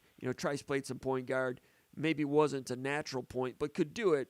But on top of that, he could shoot 37% from three-point range. And he shared the backcourt with Denzel Valentine, who NBA player who shot 41% from 3, averaged 14 a game. Trice and Valentine could play off each other. And, of course, Forbes could come in, and he averaged 8 points per game that year. Also, 42% from three. But Trice and Valentine being able to share back and forth, the offense could flow kind of regardless of who was bringing it up, and that made them even that much more lethal in transition, not just half court. Do you think Hogard and Walker are a couple of guys different than those two, but could write a unique chapter of their own? Last year they shared point guard but didn't play together a whole lot. There were some games when they did share the court together, but for most of the season, one was in, one was out. When they were on the court together, I think there was an Illinois game when they were making a comeback when it looked pretty good. This year they're going to be on the court together a lot, and it's going to look different. People think about Hogard and Walker. They were on the team last year. They know who they are and those type of things if you're a fan. But actually seeing them on the court together, it's something, if you go back and think about it, it didn't happen a whole lot. What do you think that's going to look like? No, then I'll let you go, Paul. What do you think that's going to look like? Yeah, you saw the Illinois game, and Walker was absolutely on fire in that game. And I felt like there was times that down the stretch that Hogard maybe tried to do too much because he kind of wanted to match Walker. I want to see how those guys play together. I think the Trice-Valentine comparison is a good one, although Valentine could do a lot of different things. And, and I feel like he's a better perimeter scorer, obviously, than Hogard. But you talk about, you just mentioned, Valentine, Trice, and then Forbes. And Forbes was a terrible defender to start that season, but he got a little bit better than functional by the end of the year. I think when you look at Michigan State's, if you look at the trio of guards, if you look at you look at Walker, Hogard, and Akins, there's a lot better defense that can be played from that three than you could get from Valentine, Trice, and Forbes, in my opinion. All right. Paul, appreciate you being here with us. We'll let you go. I got some work to do tonight about some Izzo notes. I appreciate your work covering Media Day today, and we look forward to that at SpartanMag.com. Thanks a lot, Paul. All right, take care. Great stuff from Paul Kondak. Appreciate having him with us. I see that people are saying that my audio is not working very good. I just turned it up a little bit. Let me know if it's better. Looks like the audio was low for quite a while. I don't know if I think it should be better now. But anyway, go ahead and let me know over here in the comments area. I know we usually go about 40 seconds delay over there in the comments area, but I'll look to see what you have to say about that. In the meantime, I'll get back over here to the mailbag questions. I was talking a little bit about how Michigan matches up with Michigan State. We'll get into that a little bit more next year. Question number 2, or next week. Lysing M says, if Thorne has been hurt the past 4 or 5 weeks, does that mean Noah Kim is that far behind Thorne? And he was not that much of a better option to play. That's the question. The answer is, Thorne wasn't really injured. He was just kind of hurt, which made him limited. But you saw Thorne play pretty well against Wisconsin, and that kind of ends that story for right now. And I think if you're a Michigan State fan, you're hoping that Thorne can continue to get better. They're not giving any specifics about what's wrong with him, but there were some times in that Ohio State game where he did not have the escapability that he used to have. And even in this game against Wisconsin, when he was escaping the pocket once or twice, not quite as quick as he used to be. But, Thorne at that percent, would Kim be better? I think Kim has a good future, very intriguing, but never quite enough to make that turn. So let me know about the audio here.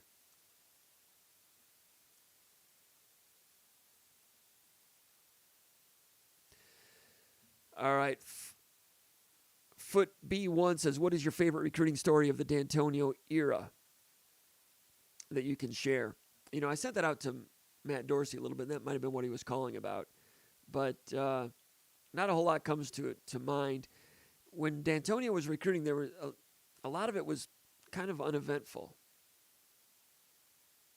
Yeah, okay, so M. Goboski says that a little bit of white noise in the background. See, if I go there, there's less white noise, but you might not hear me as well. I think I might have been talking at this level before. So right now there's white noise. Now I'm going to take a little bit. Right now on my headphones, it sounds like there's not as much white noise. Now I'm going to ask, how about now? Less white noise. Am I loud enough? All right. So, with D'Antonio and recruiting, it was usually kind of drama-free recruiting. I mean, there was some drama with the Malik McDowell recruitment, of course, and it continued that way for a long time in a lot of respects. William Golston recruitment was interesting. Very interesting, introspective young man. I'm glad he's done well in the NFL. His recruitment, he liked Michigan State, and a lot of people were surprised by that, but he stayed steadfast with it the whole time. And as it turned out, that was intriguing in that there was very little intrigue. It's better when you take the white noise away. Your voice is still good. All right, thanks. Seems good now. All right, thanks, Salim. Appreciate it. Okay, so I'll look at that number. That's where it needs to be right there. All right. When Keyshawn Martin was recruited out of Westland John Glenn in the fall of 2007, he was a quarterback at John Glenn, and all of a sudden, I think they'd moved him to a skill position, and new film came out on him around this time of his senior year. He hadn't been recruited much. And there's a gentleman by the name of Brian Swinehart. I think he was the athletic director or principal at Westland John Glenn. He's a SpartanMag.com subscriber. And he thought Keyshawn Martin looked pretty good to his eyes, and he made that film available to Dan Enos. And what I heard was Enos looked at the film and was like, holy crap. He took the tape into another meeting room, showed it to other guys, and they're like, holy crap. Showed it to D'Antonio, like, holy crap, we got to offer this guy right now. In terms of in terms of someone being not on the radar and becoming a must-offer right now guy in a matter of watching the delivery of one film, that would have been Keyshawn Martin. Turned out to be an NFL player and an impact player at Michigan State. Other things, just in terms of raw evaluation, you're asking about stories. I don't know much in terms of strange stories on the recruiting trail. Like I said, when D'Antonio recruited, if there was much drama, we never heard much about it. There always is drama. Once in a while they had some decommitments, but not many. But I think about recruiting camp back then. Back then recruiting was a little bit different, and the camps in the summertime, especially the one that you host on campus, was big for evaluation. Now with Mel Tucker and his staff, they're big on the summer camps for the 2024s, 2025s, the really, really younger kids. They're really not going to be using it to take a look as much at in-state guys that they may not be aware of. I mean, if someone comes in and knocks them dead, yeah, someone can get on the radar. But back then they used it a little bit more. Michigan State did the camp as a tryout for in-state recruits and others around the Midwest. I remember Benny Fowler showing up. The guy with this gold helmet, Country Day, I think he was.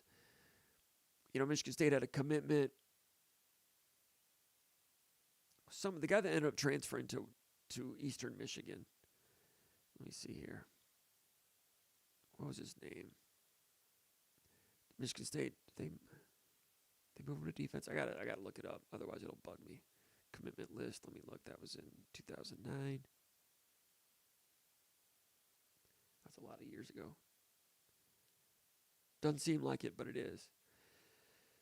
Wide receiver. Patrick White didn't do much coming in from Pickerington, Ohio. Donald Spencer from Ypsilanti. I think they kind of moved him to safety a little bit. Transferred to Eastern Michigan, I think, or Indiana State someplace. Was a 4-star.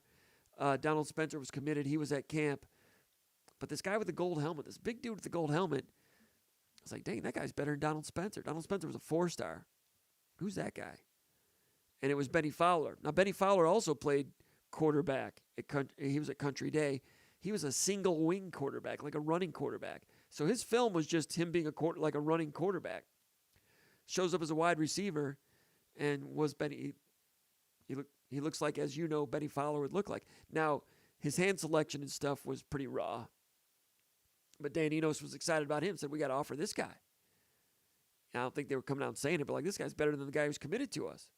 Who's this guy? Benny Fowler, 2-star? Who is this guy? So those camp situations. I remember Benny Fowler and Trey Waynes 2 years later in the summer of 2010 showing up from Wisconsin. Somebody, they may have been a little bit of aware that somebody from Wisconsin was coming in, shows up and runs a great 40-yard dash time, of course.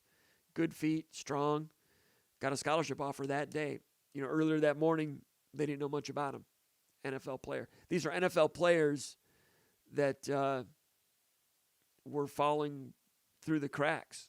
Even in the summer, before their senior year, that's still kind of late to still be out there at large. So those are some of my favorite recruiting stories from the D'Antonio era. You ask that, and I don't have a lot of dramatic ones. Question number 4, Pierre St. Pierre says, looking ahead a bit, he says, Michigan sold out to stop the run last year with that Bear defense and a lot of single high safety. First of all, good job, Pierre St. Pierre, for noticing that. You're an astute observer. We'll give you a helmet sticker and Hobbit sticks.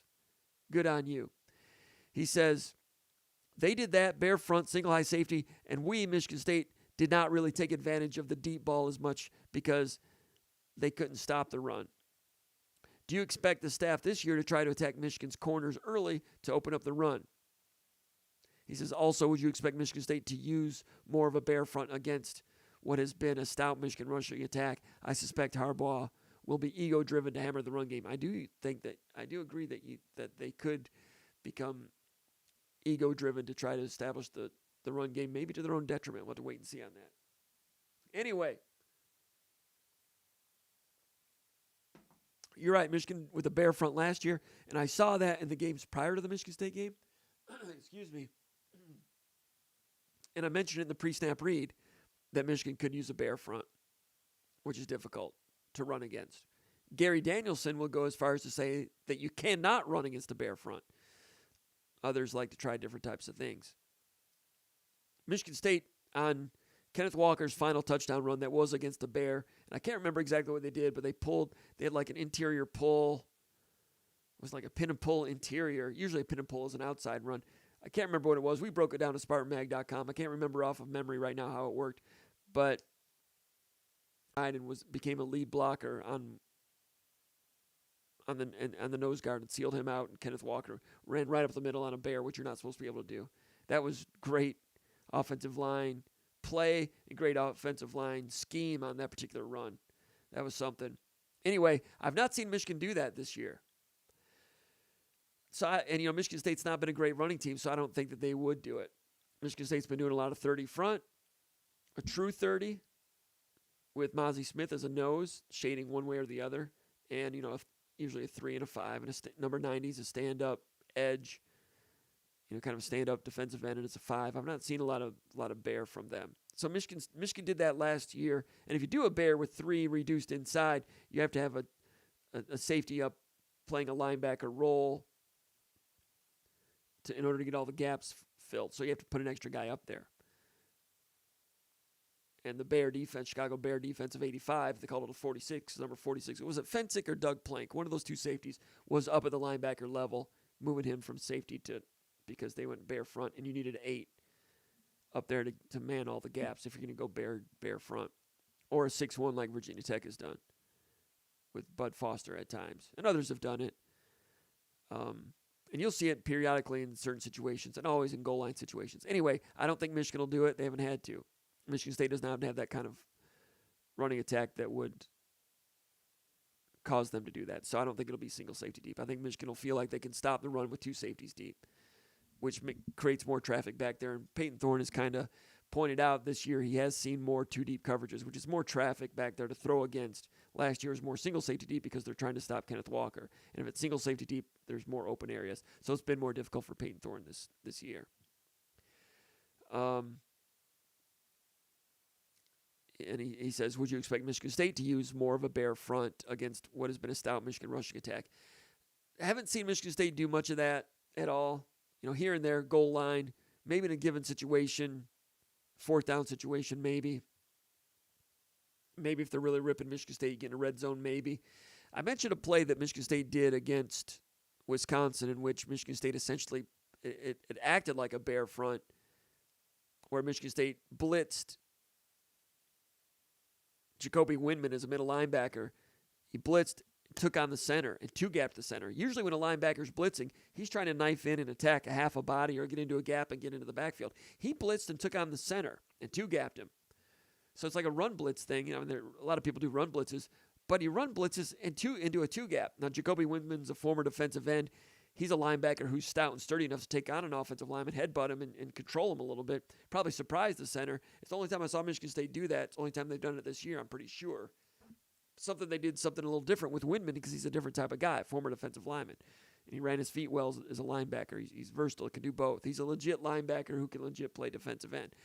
So that was new. You know, Tucker and Scotty Hazelton talk about doing things and finding things that their players can do within their talent and skill set. That was something within Jacoby Whitman's unique talent skill set that was an interesting thing that I don't remember ever seeing before. A linebacker, blitz, and then two-gap. And then while he's two-gapping, bounced it, and then I think Dylan Tatum missed a tackle or something. I talked about it last night in the Underground Bunker message board. I detailed that play over there at the bunker, and I can't remember how the play ended up, but he bounced it. And, you know, I was talking to Big Movie Ron Armstrong. I texted him also, so I would have to bring him into the show tonight, but he's not available, doesn't sound like. But I'll have to look up. I can't remember exactly what I said about that. I'm not going to look it up. If you're a Magger, you might have seen it. Can't remember exactly what happened on that, but that essentially played like a bear front because you had your two defensive tackles over a guard. A bear front covers the center and the two guards. It puts three defensive linemen on those three guys, which then makes it harder for any of those three to get off and double team a linebacker. It keeps the linebackers clean. And usually defensive linemen, offensive linemen are strong sumo guys, but defensive linemen, some of those guys are strong sumo guys also. And if a defensive lineman is not worried about penetrating a gap and is just into an offensive lineman, especially if the offensive lineman doesn't know he's going to be straight into him, a lot of times you can get into that offensive lineman and get some kickback on them, some setback on them. And now the offensive lineman is like buckled back into it, the backfield. If you get all three of those guys, then your controlling can disengage. You can really gum up an inside run game. Anyway, with Whitman blitzing and taking on that center like that, it essentially acted like a bear front. Might we see that in the form of a run blitz that essentially becomes a bear? Yeah, I think you can see that. I think we might see that a couple times. It's not something you can do down in and down out, but it's a linebacker thing. So now that he's in there and he's into the center, now when we think about him as a defensive end, it's almost as if he had lined up as a nose, which is not his bread and butter, but it ends up like him as if he ended up lined up as a nose, and it is a bear front. Now, if the offense knows you're doing that, they can scheme toward it. It's something that can catch you by surprise a little bit. You can do a couple times. But I thought that was interesting. And it bounced it, but I can't remember what happened. Did Zion Young get moved out? And then the corner, Brantley, might have gotten moved. And Dylan Tatum got caught in the what? No, that was a different play. I can't remember what happened on that. I could look it up, but I'm not going to bore you on that. Anyway, good question. But not as much bear because Michigan won't play as much bear because there's no Kenneth Walker. Let's go over here to the comments section. Not a lot of comments tonight. Rob South is in first. Eric M says, go green chicken in from Roswell, Georgia. Gordon Tonona from Albany, Georgia. Rob South telling me no sound. Ben Chi, am I in the starting lineup? Yes, you are, Ben Chi. You're in the starting lineup. Rob South at the point. Eric M at the 2. Tonona's at the 3. Ben Chi, you're the stretch 4. We need you to rebound. We need you to inbound it after they score and then camp out at the top of the key for ball reversal. Or if you're open, you go ahead and shoot that thing, Ben Chi. And then Zach Colmilden, he's the big guy down low. So it's good to hear from you tonight, checking in from South Bend. Zach Colmolden.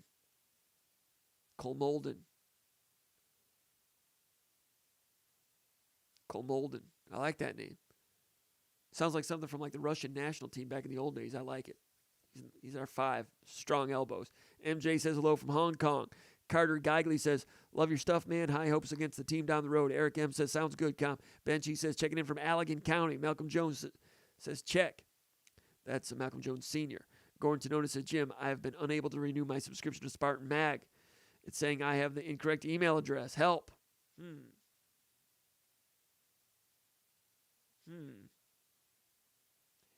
All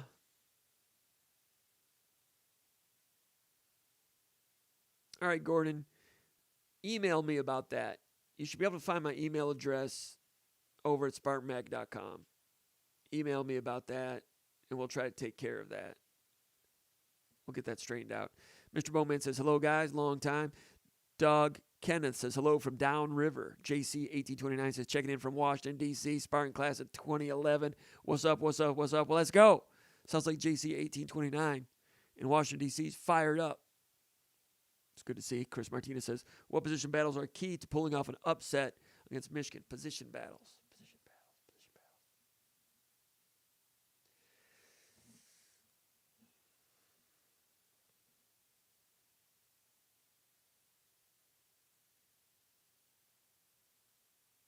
You know, Michigan State's tight ends have to block better. I'm not sure when that's going to happen. You know, Michigan gets a lot of sacks by committee. I don't think there's any one particular. I mean, 90 Morris is a good, strong guy with a bull rush. But there's not like one, like a Jabo guy had 2 sacks last year. Aiden Hutchinson had 1. Those guys were great pass rushers at the college level. I'm not sure there's one guy like that you have to be concerned about all the time. You know, the receivers are good, but Michigan will throw downfield a little bit, but it's not like they're going to like go Tennessee on you. Maybe they can, but they don't do it a whole lot in terms of like just really trying to exploit matchups like good luck covering this guy. They don't really do that. I mean, Ronnie Bell's good. Third downs that like him on crossing routes. I still have to watch some more Michigan film. I've just watched some. You know, Angelo Gross, Michigan State did a better job of kind of hiding him last week against Wisconsin. Put him in the middle as a robber here and there. Some nickel. And then when he's playing safety, a lot of zone. Very rarely did they have Angelo Gross in man-to-man. Just a couple of times. And one time gave up a touchdown in overtime. But anytime Michigan State's in man-to-man, it can be problematic if Gross is playing man-to-man against somebody. Or if he's in the deep middle. You know, some of the ball judgment stuff gets a little bit confusing for him. Just hasn't really nailed it down. But Michigan State, to their credit, utilized him in a different area last week. You know, that's what Hazelton and Tucker were talking about, finding what our guys do well and putting them in position to do those things. They're not asking Angelo Gross to play man-to-man on an island. He can't do that. And you want to limit the chances for him to be in the deep middle making, deep ball judgment plays. He's not really good at that. But if you move him around a little bit here and there, a little bit of spy, a little bit of blitz, a little bit of nickel, it's harder to get a beat on him and maybe isolate him as much. Finding out what guys can do. Van Sumeren, I talked about him in the first half of the season. Good guy, a lot of heart, gives it his all, but in terms of a run-stopping linebacker, just wasn't there. So Michigan State moved Winmont back there, and I thought that was good. It made Halliday better also. Halliday played better with Winman next to him. Those two guys are reading things like two guys on a foosball table, reading it, reading, fitting it, defending the run. Guard pulls, either side of the guard, stuffing it. I'm not saying they destroyed Wisconsin's run. He got out a couple times, but they contained Wisconsin's run and looked pretty good doing it. Defensive tackles played pretty well in front of them, which also gave Halliday some extra room. So putting Winmont there, that was, I think, a good thing. Brulay as a nickelback in the 4-3. In the second half, he was good. First half, he's kind of okay. Second half, he made some plays. Pass rush one time, spin move, got to the quarterback. He's a guy in passing situations, pretty good pass rusher. Decent speed. I thought, and I'm talking about Aaron Brulay, first start of his Michigan State career, played about, 35 snaps or so. Maybe more than that because he started. Let's see, how many was it?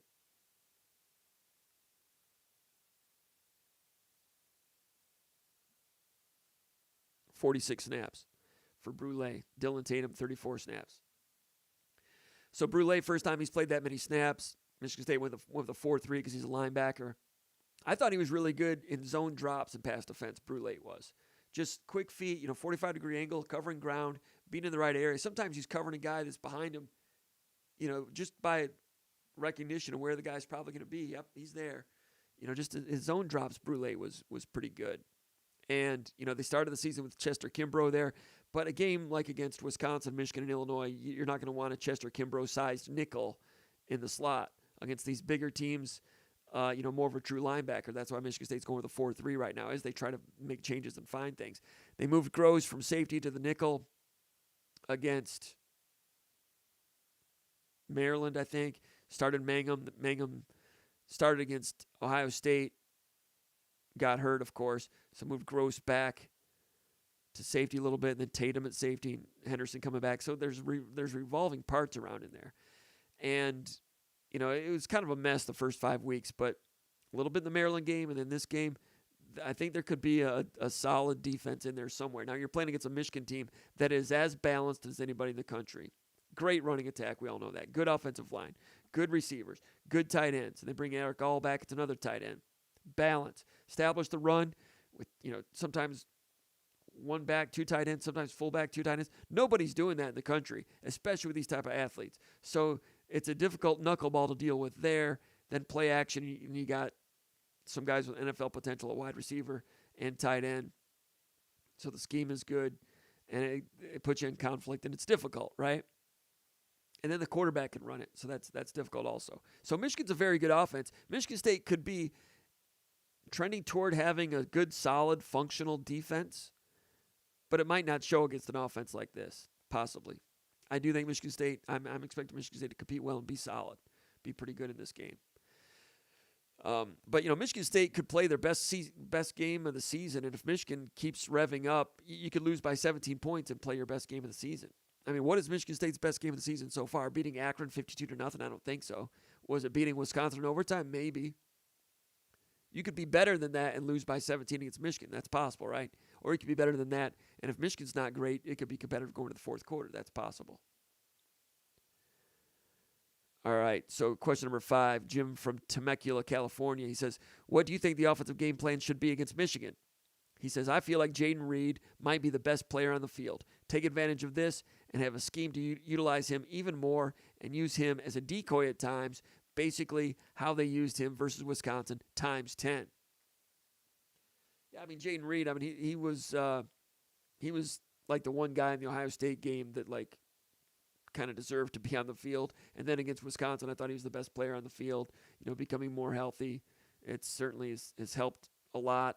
There's the one play where they did use Jaden Reed as a decoy out in the flat. It was 3rd and long in the red zone. Key play where Michigan State, I think it was the drive in which Michigan State took the 21-14 lead, or maybe it was when they tied it up 14-14. You might remember it. They hit Trey Mosley over the middle, catches it at the goal line, first down. Now it's 1st and goal at the 1-yard line, touchdown. I think that tied it up at 14-14 in the third quarter. Important play.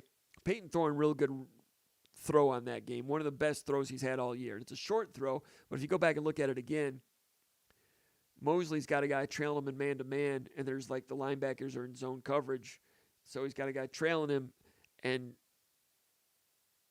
he's not open by much. And Thorne throws it between the foosball linebackers with a man behind him. So it's kind of a double coverage thing as he's going through those linebackers in zone with a man-to-man combination coverage.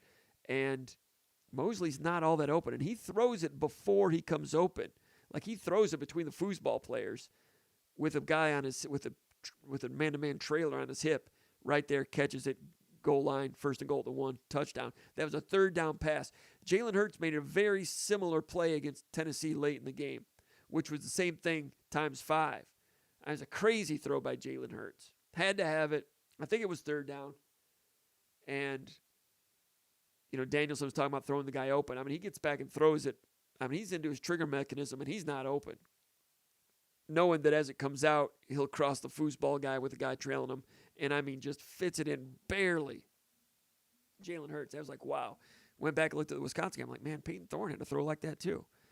It's an important little 3rd down throw, big one.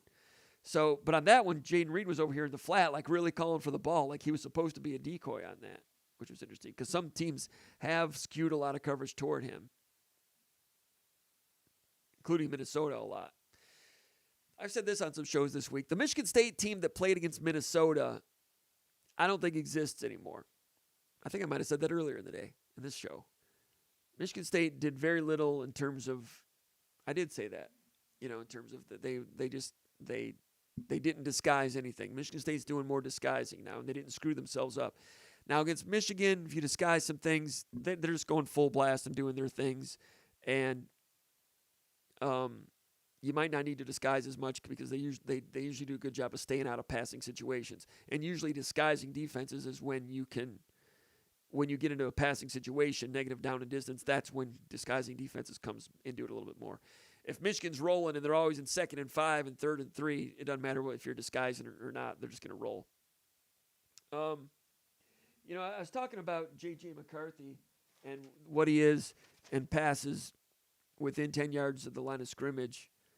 85 of 94 of passes within 10 yards of the line of scrimmage. So do you flood that a little bit more and make him throw downfield? Maybe. Come up, stop the run, make him throw further downfield. He can do it. Make him do it. Lose by that poison rather than the one in the middle. But the short passes, something they do so well, whether it's short passes, some of their counters or pin and pull. But the passes off of that, their plays hit so quickly. And the passes are short and quick now. And the running plays are now. That's the thing that's impressive about Michigan is when the ball is snapped, the thing is being executed quickly. I can't show video here because you get in a copyright situation.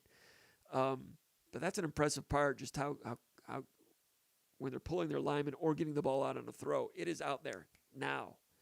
And you're chasing, and they've got you outflanked. They're outflanking Penn State all day, but Penn State was so bad with gap control. So bad. Manny Diaz, as head coach last year at Miami, last year in the pre-snap read before Michigan State played Miami, I was like, Miami's got good players. They're a one-gapping team, but they don't do a very, very good job of hosting those gaps with great gap integrity every single play. They'll end up with 2 guys in the same gap just a little bit too often, not all the time, but if it happens 1 out of every 5 plays, you get creased for 40 yards real quick, and it prevents you from winning games and gets you fired. He got fired down there. He had someone else as defensive coordinator, but still, if he was not overseeing quality control at that level, then it became that much of a problem for the Hurricanes. You can see why. Well, he's defensive coordinator at Penn State now. Gap control was not good last week. Yeah, Michigan's physical, but it's not like they were just like Brett Bielema, Wisconsin Badger, just bulldozing people, like moving them out of the way. There was a little bit of that going on, but more frequently, it was guys not showing up in the gap. You're pulling linemen, gap plays, and so forth, down block, pull, and linebackers were not moving with the pullers and fitting it at the point of attack real well. They end up with 2 guys in the same gap. And, if you have 2 guys in the same gap, you might as well have 10 defenders on the field. Penn State was getting caught with that a lot. And Michigan makes it difficult for you. 3 receivers this way, tight end that way. Which way's the play going? They'll do both. Fake handoff, bubble screen. So if you start going out there, then they'll give you the handoff going this way behind the tight end. Maybe pulling the center, pulling the tackle in the center with the tight end. Now you got to run over there and then fit it out there with a couple running backs that are great. So it's good defensive teams will be able to do it, but they've not run into a defensive team like that yet. Iowa's a good defensive team. I got to go back and look at that one to see what that looked like. I skimmed it a little bit, but I haven't really studied it. But Jaden Reed is a decoy. There'll be some of that, but there'll be other times when it's man-to-man 3rd down.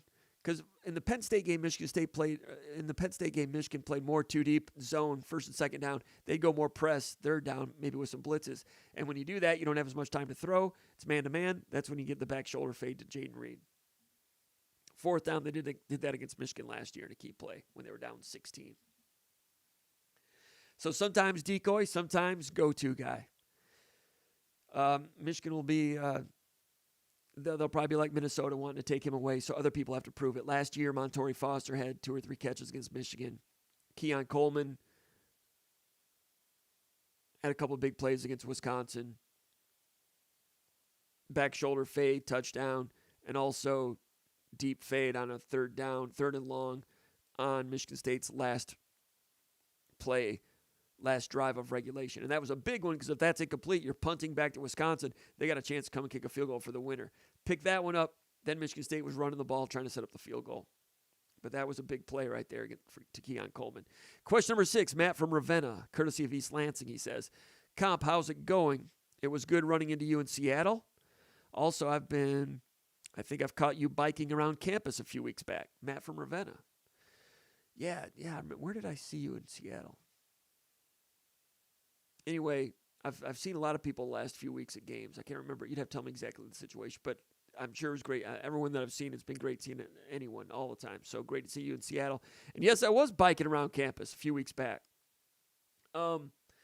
This year, I'm about 2 miles from Spartan Stadium where I am right now. And let me change my backdrop here. We were talking basketball with Konendijk a little bit. what are we going to go with? We'll go with this one. We are two. Wait a minute. Let's go with this one for right now. Now we'll go back to the stadium. Let's go back to the stadium. Fall Stadium. Let's see. That's this side. There we go. Yeah, so the stadium is 2 miles from my house. And in August, a little bit in September, I rode my bike over to the stadium for the press conferences. The press conferences are at the stadium, 2 mile ride, and I loved it. One time I had to do it out of necessity, car situation here. Then, I did a little bit more. I got to stay in shape a little bit, right? This summer I didn't coach baseball. Usually I'm not saying I'm in good shape, but I stay in, I don't get that far out of shape if I'm coaching baseball, pitching, batting practice a lot, just being out there sweating, running around, doing all kinds of things, hitting fungos and all that. Didn't do it, so I need to, got to try not to get in too bad a shape. So I ride my bike a little bit more. Rode my bike over to the stadium for press conferences a few times, and it was great. One time, the press conference was a little bit earlier than they said. Like, we find out that morning it's earlier, and I'm like, crap. Now I'm riding my bike to work, and I'm late. That's not fun. That was not fun. But the ride back through campus, stadium, the bridge there by the library, admin building, Chittenden Hall, Old Horticulture, Union, Grand River, and back home. Awesome, man. And good weather. Second week I did it. It's cool. The third week I did it, then you're kind of in the routine on Mondays and Tuesdays. And you kind of see the same people going to their 1240 class and stuff. The third time I came back, I was like, I'm kind of hungry as I was coming back. I get in my driveway, and I get off my bike, and I'm hungry, and I'm going to get something to eat. And I had this crazy flashback that I felt like I had just gone to class. That wasn't my goal, to feel like that. But first time is cool, second time is cool. By the third time, it was a routine, and I got this feeling. I was like, man, it's like a deja vu thing. Getting off your bike, and you got your backpack, and you're getting get something to eat. It's like, man, that was kind of cool. So, yeah, if you saw me around campus, yeah, that was me. It's interesting that you're from Ravenna. What were you doing on campus on a Monday or Tuesday afternoon? But that was me. Anyway, Matt from Ravenna says, anyway, what are the keys to victory next week? He says, I have a little bit of optimism as I believe this team is improving week to week. That's question 6. Question 6A from Flagpoint 24. He says, with a bye week in mind, how should Michigan State utilize its extra time to be as competitive as possible for the rest of the season? Similarly, what do you see that Michigan State needs to fix or implement in order to have a chance against Michigan in 11 days? Okay, those questions are related, so I put them as 6A and 6B. The next question will be 8 instead of 7 for those of you keeping score. This week, you just make sure your conditioning is good, running and lifting, and you don't do any contact till maybe Friday. They might thud a little bit. I mean, Tucker didn't say this. He had his radio show tonight. I have to look to see. He probably detailed that on his radio show. Jake Laskawa, our intern, has a story about it on our website right now. Whatever Tucker said about the radio show, I've not seen it yet. I did not hear the radio show. Laskawa doing a great job as an intern. Noah Sprunger, great job as an intern for SpartanMag.com. Jason Killip, great job as recruiting anchor at SpartanMag.com. Paul Konerdijk, you heard him earlier. SpartanMag.com associate editor, great job. Ricardo Cooney, senior writer, SpartanMag.com, going back years and years and years and years and years. And Matt Dorsey, we almost heard from him earlier, recruiting analyst emeritus. He'll be coming back pretty soon, doing all kinds of things. We've got to wait and see. But so Michigan State this week, I think they work more and more, with some walkthrough things on run fits. If you see this formationally, run fit, get there, beat them here. And also communication with whatever they want to change in pass defense. Spruce it up, spruce it up, spruce it up. Is Kendall Brooks back? Brooks and Henderson, do they play together? I don't know. That could be a physical safety tandem to stop the run. Brooks and Henderson. And to win this game, Michigan State needs an extra possession or two. And the best way to get an extra possession or two is right here. Bam! From Kendall Brooks. You paying attention? One or two of those extra possession can help you win. You guys ready? All right, so if you're Michigan State, obviously you have to contain the run. Michigan would love to win this game in a manly way and rush for 400 yards like they did against Penn State, but they're not going to rush for 400 yards against Michigan State. Penn State, gap control errors, not good. Michigan State, gap control has been pretty good. Defensive tackles are good. Whitman, Halliday, gap control be pretty good. Henderson, communication's better with him out there. I said earlier, defensive ends gets a little bit, are they going to run at Zion Young? Can he withstand it? Do you just say, Zion, we need 25 snaps out of you. Brandon Wright in there, we need 25 snaps out of you. Piotrowski, is he coming back? Can he do it? I'm not sure. Bogle, not expecting him to be out there. Bogle would be helpful right now because he is sturdy against the run. Not expecting him to be out there. Can Zion Young, Fletcher, can he give us 18 snaps at the point of attack? Fletcher's a state of Michigan guy. He's going to give it his all. So there's a little bit of weakness there, defensive end. Avery Dunn, does he play? A little bit of weakness. We'll have to wait and see. But contain the run. And if you contain it like you did last year, Blake Corum, 3.5 yards per carry. Haskins, 4.3 yards per carry. Something like that is a formula that's workable for Michigan State. Contain the run like you did last year. In the process, bam! Fumble. Need one or two of those. Contain the run. Don't give up that 60-yarder, of course. Never gave it up last year. Contain the run. Don't let the big one out. 4.3, 3.5. Run fits physical. Run fits physical. They're going to drive. They're a very good offense. In the red zone, key number 2, red zone defense. Hold Michigan to field goals like last year. Michigan had trouble last week against Penn State in the first half, not turning red zone trips into touchdowns. Same type of thing. Make Michigan, if they get into the red zone, make them kick field goals. And on the odd occasion when Michigan State has a chance to score, it's got to be touchdowns. That's just a math thing, right? Those are the things like Penn State had one long quarterback run, punched it in, touchdown. Tip drill, capitalized touchdown. Those little things that are available to you, got to cash in for 60 minutes. Penn State did it for 30, but they couldn't stop the run, didn't deserve to win. Red zone defense, contain the run.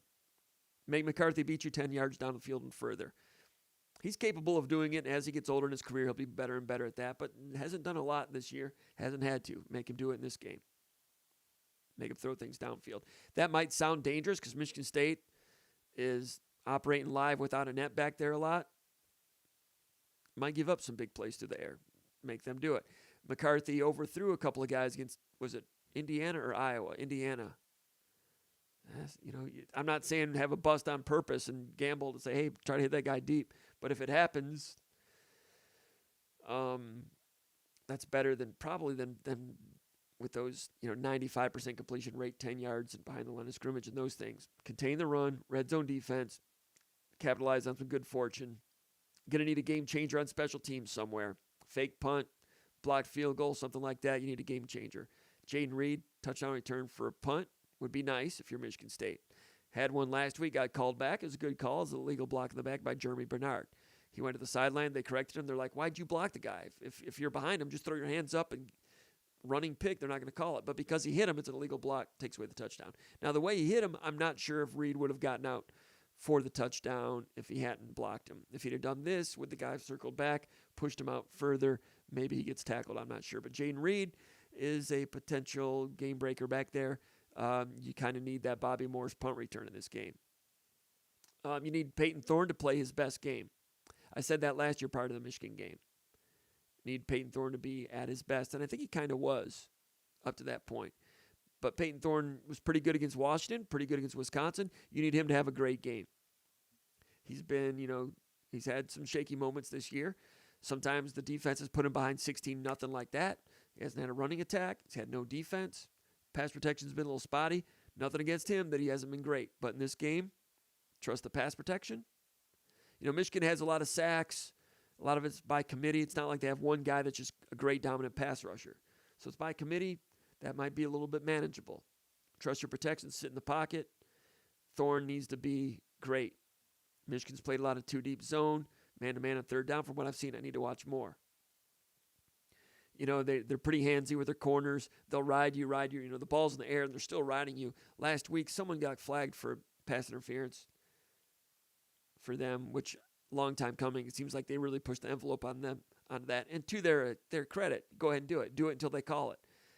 They are handsy, and they get on top, and they're very it's obstructive on that, to the point where I think it's pass interference more often. But that's when they're man-to-man. I saw a lot of zone last week. So trust your protection. Those guys got to come through, and Peyton Thorne's got to have a great game. And sometimes Michigan State quarterbacks play like you don't know they can play, like we don't know they can play until they play it in this game. Tony Banks, 1995. He was good, talented, and all that, but we didn't know he was that good. In 1995, threw for 300, was outstanding. Jim Miller in 93 had a lot of good games. He was very good in 93. Bill Burke in 1999 threw for 400 yards, right? School record for a while. Bill Burke was good, solid quarterback, but in 99 was crazy, right? Brian Lewerke in 2017, was he a sophomore then? There was that one keeper, third down scramble, when he ducked in and scored a touchdown, like a 15-yard scramble. They got that when Michigan State had Connor Hayward out here they're going to play to him before anyone knew who Connor Hayward was, but they covered it pretty well. I think it was that play. And then who was the guy, the crazy dude, loose cannon guy that was chopping up the field? He's playing for the Steelers. The crazy dude, the linebacker. Came running at Lewerke as Lewerke dove for the end zone, and Lewerke, ballsy move, ducks down, touchdown, with that dude coming at him, launching head first. That dude, what was his name? Just completely deranged lunatic of a player. And that dude, I swear, he would target every week. He would have a targeting foul every week, and it never got called. Devin Bush, right? Bad for college football. I don't say that about many college athletes. I think he's the only one I've ever said that about. Devin Bush was bad for college football. Then he gets in the post-game press conference and plays all meek and mild, and like, I'm the victim, and all the people right here, all the funny paper people, they believe all that crap and talk about, what a great person, fairy tale he is. Like the sandwich thing in the tunnel with Penn State now. That's the thing. Oh, Penn State was throwing sandwiches at us. Anyway, I digress. A talented player, though. But Brian Lewerke diving under that lunatic as he dove for the goal line, ballsy play for that sophomore. Lewerke needed that touchdown at that point. And he plays like that, maybe not that specifically for Peyton Thorne, because he will stick his nose in there. And Peyton Thorne took a hard hit against Penn State last year and won against Michigan. And don't need as much of that, but Peyton Thorne's had some really good games. Need him to be at an optimal level. All those things need to come through against a Michigan team that is, ranked number 3 or 4 in the country, and they very well might be the 3rd or 4th best team in the country. Pass defense, multiple, communication needs to be good, and you can't be telegraphing it like you did against Minnesota. You need to change it up a little bit more like they did last week against Minnesota. That was progress. Question 8, Sola in Westland, Michigan. He says, do you think there's a chance that Caleb Coley or Ade Willie can crack the playing group at cornerback before the end of the year? By the way, if you haven't already, subscribe to the channel. Give us a thumbs up. We need it. Let me check the comments here and make sure that I don't have anything I should have seen.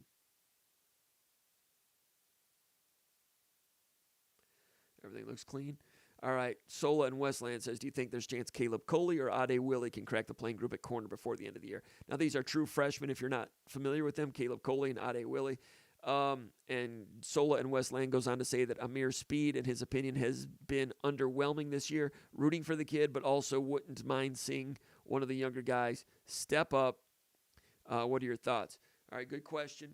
Marquis Lowry is a guy that played corner a little bit last year and was physical, but he's been banged up this year. I'm not sure the extent of the injury, but we haven't seen him at all. Ronald Williams, I think, was down to 2 snaps last week, a guy that started a little bit last year. It's just strange how some of these guys just vanish.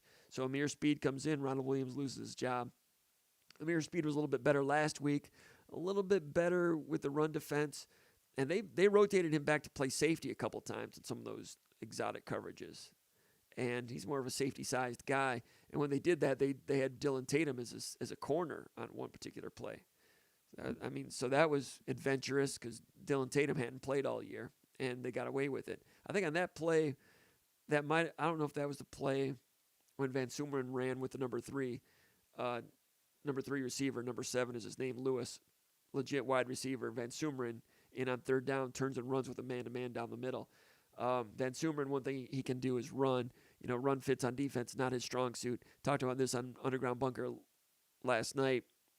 Another example of the defensive staff finding something that somebody can do and applying it to the game plan in a little bit role.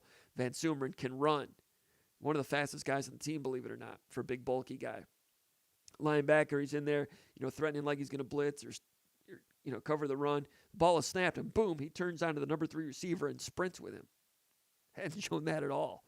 Now, if you do that all the time, Wisconsin at some point can run a bender on it and take advantage of him because he's got good straight line speed. I'm not sure he could cover a bender in trail technique, but it was a 2-deep coverage, so it helped from 2 safeties if they did go deep. But essentially, took him out. Van Sumeren took that receiver away. I think that might end up being a sack on that play. But an example of one thing Van Sumeren can do is run, so put him on that one, and he ran real well. Later, they showed that look, and then Van Sumeren ended up taking a running back. Is that over here? I have a little light problem over there. Anyway, Van Sumeren took the flat running back, and then on that one, I think Angelo Gross came in. No, I think that was a play Dylan Tatum came in and played the robber, and everything else was man-to-man, and he threw to a crossing route, but he didn't see Dylan Tatum sitting right there, and the quarterback hit Dylan Tatum right in the hands. Dropped it. Tatum was an excellent running back in high school. He was a 4-star running back. If he catches that, I think it's a 30-yard pick 6, and Michigan State goes up 28-21. It's probably a ball game based on an exotic changeup, based on Van Sumeren earlier man-to-man took the guy deep. This time, third down, he doesn't go deep because if they're looking for it, they'll probably attack him. This time, he's in the flat, and they just play cover 4 back here, I think it was. And no, I think it was man-to-man, right?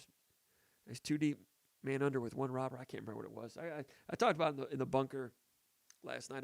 I could go and look for it right now, but I don't want to blow 90 or a minute and a half looking for it. Anyway, it was a change-up. Dylan Tatum, robber, baited him into it. Interception dropped.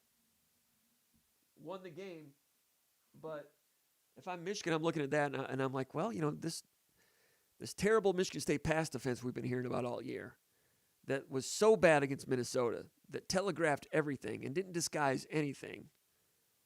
Minnesota came to the line of scrimmage, check with me, got into the perfect play. Michigan will check to the sideline a little bit too. But that pass defense that was terrible against Minnesota doesn't exist anymore. Michigan State still has shortcomings. Amir Speed, not the most agile guy in man-to-man. Angelo Gross, we know his shortcomings. But Michigan State fudging things a little bit, changing things up.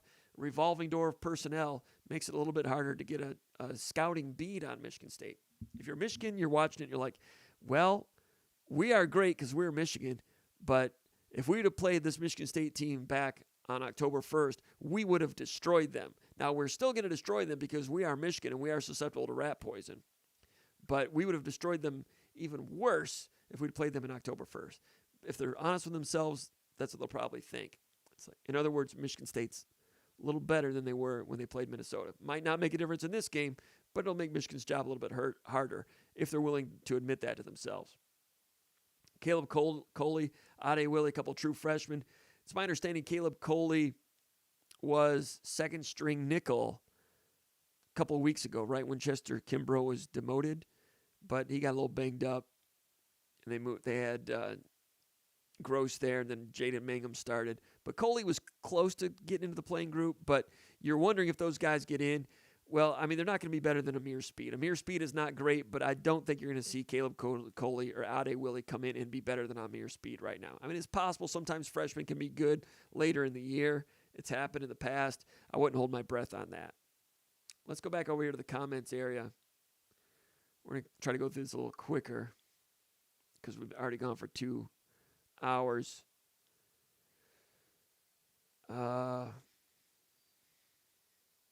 See where I was.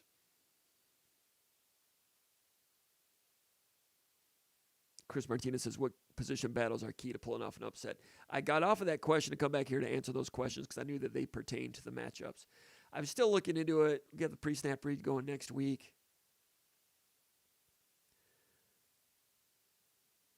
You know, Samac against Mozzie Smith is a big one. Samac's had a really good season. He did not have a good first quarter against Wisconsin.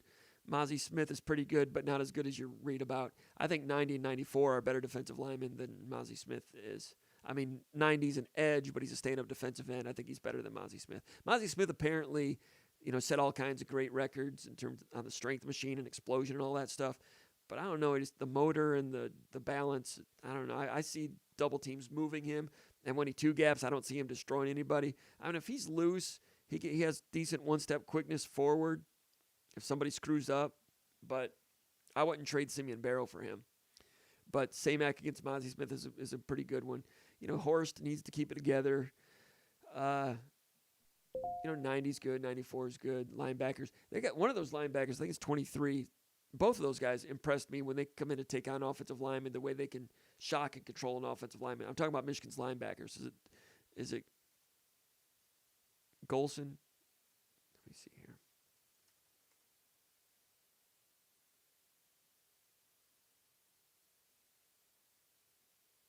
I'll get more into it next week, but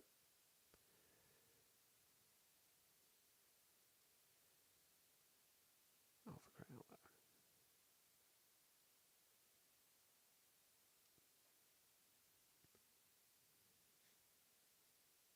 Junior Colson, 25, and 23, Barrett.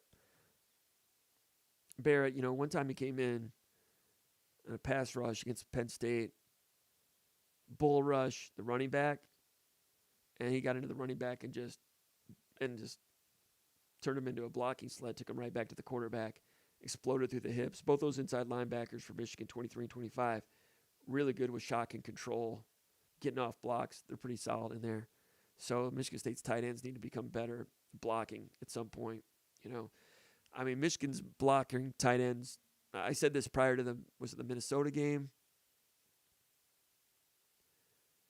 I mean, there's a big difference between the level of blocking for Minnesota's tight ends compared to Michigan State's. Michigan State's working at it, but I guess it's just going to take a while to get their own guys in there. Tyler Hunt's doing the best he can, good guy and all that stuff, but he's kind of maxed out of what he's going to be at tight end. DJ Barker seems like it fogs out a little bit. Malik Carr made a big play on offense. I don't know. I'll have to wait and see a little bit more on that. But good question about matchups. We'll get into more of that later. K for Kawhi, class of 2022, checking in. Go green, he says. Good to have the youngsters in the house. Old Tuck, he's not a youngster, but he's the bell cow from Austin, Texas. Salim says, hey, Jim. Hey, Salim. Zach Cole-Molden says, do you think the defensive line front seven will have the punch against Michigan with Whitman moving to linebacker and Slade being back? Yes, I think the front seven's going to have some punch. And I mentioned earlier, defensive ends, a little bit of a question mark there. Cornerback toughness, question mark. Tucker talks about, the physicality of the team is revealed by how physical your wide receivers are blocking and how physical your corners are getting off those blocks, because you need the help from the corners setting the edge on a defense. Amir Speed, with all his size, it's kind of like not been terrifically physical. Charles Brantley tries to be physical, but he's 5'10", 165. So kind of limited there. Not ideal. They're working on it, but inside, yeah, I think Michigan State is going to be solid in there. Defensive tackles for sure. Deshaun Mallory, if he plays snaps at defensive end, for sure. Brandon Wright, I think, has shown some, he hasn't been getting swept out off the line of scrimmage. He's been firm and, quick with some closing speed. Talked about Michael Fletcher. Not a great all-around defensive end, but he's firm at the point of attack. That's step number one against Michigan. Firm at defensive end, because they'll attack you on the edges out in the C gap. Coming inside with inside zones here and there, I think Michigan State's defensive tackles and inside linebackers will be pretty solid in there. I mean, Michigan will punch some plays out of there. I'm just talking about keeping them below 200, and then you're going to need some good fortune to stay in it. But off-tackle stuff, or C gap, D gap, tight ends against those defensive ends, against those corners, that's where it can be a little tough. Chris Martinez says, says, he says, at Zach, it would be huge if Jalen Hunt could give us 35 snaps. 35 is a lot. I'm not sure Jalen Hunt's ready to do that. He's had some injury things he's worked through. We've talked in the past, the pilot light flickers a little bit with him. 10 good snaps from Jalen Hunt in a game like this, a guy that was recruited by Michigan. Well, I don't know if he was committed to Iowa. I'm not sure how much Michigan recruited him. But I think they can get 10, 12 good snaps out of Jalen Hunt, and every bit helps. Salim says, here's my question. Why do you think the coaching staff cannot see that Elijah Collins is the best running back Michigan State has? It's a good question. I mean, Jalen Berger ran a little harder against Wisconsin than we had seen. It's his former team, so that's understandable. In the pre-snap read, we said he'd probably run with supreme motivation in that game. Now, can Jalen Berger keep that up? Need it. But Elijah Collins has been pretty good. I cannot argue with that. Old Tuck says, 2003 class. What does that mean? It means you're a member of the class of 03? Anyway, he says, is linebacker a premium recruiting position because of the base scheme? Even though it's only 2 on the field. In the Big Ten, it's a place you can get exposed quickly. Yeah, linebacker, because they're only playing 2 linebackers and more defensive backs, Michigan State has been recruiting fewer linebackers and more defensive backs the last couple of years. But this year, with the way the schedule has been, it's kind of advantageous for Michigan State. I mean, Illinois is good, Michigan's good. But in order for Michigan State to have a chance of being competitive against Michigan and then Illinois, I know I need a drink after saying that about Illinois. And in order to have a chance to be competitive against Illinois, I never thought I'd say that about football.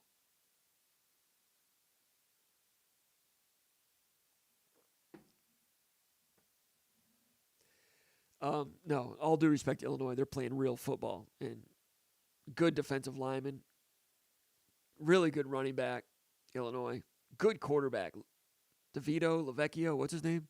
Levito? I don't know, it was pretty good. I wasn't sure about him, but he made some passes last week. But they are rotund in that defensive line and athletic for Illinois. But in order, and the run game is good, Bielema ball. The best way for Michigan State to have a chance to be competitive against Michigan and Illinois back-to-back is what they had last week. They played Wisconsin. Wisconsin is a JV version of Michigan. I said before the game it was the worst Wisconsin offensive line I've seen since 1992. Now, they've had great offensive lines since 1993. Like I said in the pre-snap read, that's like saying George is the worst Beatle. They're all good Beatles, right? George Harrison talking about for the youngsters. Google him. But anyway, Wisconsin's offensive line is not bad, but it's not good. And you expect Wisconsin offensive line to at least be good. And they're just they got destroyed by Illinois. And Michigan State handled their business against Wisconsin. But Wisconsin with the offensive line, with the way they do their pin and pull and power and zone, 2 tight ends, that stuff, fitting gaps, being physical. That was a really good, really, really good sparring partner for Michigan State to see prior to playing Michigan. You see that against Wisconsin, get a week off, play this, you put Brulay in the lineup to have a 4-3, take that same personnel, week off, get ready for Michigan. I think there's a chance for Michigan State to play some pretty good football in that portion of the game. And then as long as everybody stays healthy, you take that same concept, do it again against Illinois. 4-3, 3 straight weeks. The schedule is lined up really well in that regard. Those are good teams, Michigan and Illinois. Might not be the best year to have Illinois as your crossover in the Big Ten. Well, Michigan's good, whatever. You can't hide from them. But if you're going to play Michigan, you might as well play them after a bye week after you played Wisconsin. This version of Wisconsin. All right. Eric M. says, what are your thoughts on J.J. McCarthy and how he's played this year? I'm still looking at it. I talked about, a lot of it is short of the line of scrimmage. A lot of talent, but he's still learning. Made a mistake last week, got away with it. Then on the interception, pick 6 was kind of a lucky thing. But sometimes I think he holds it a little too long when he'd be better off. Just nothing there.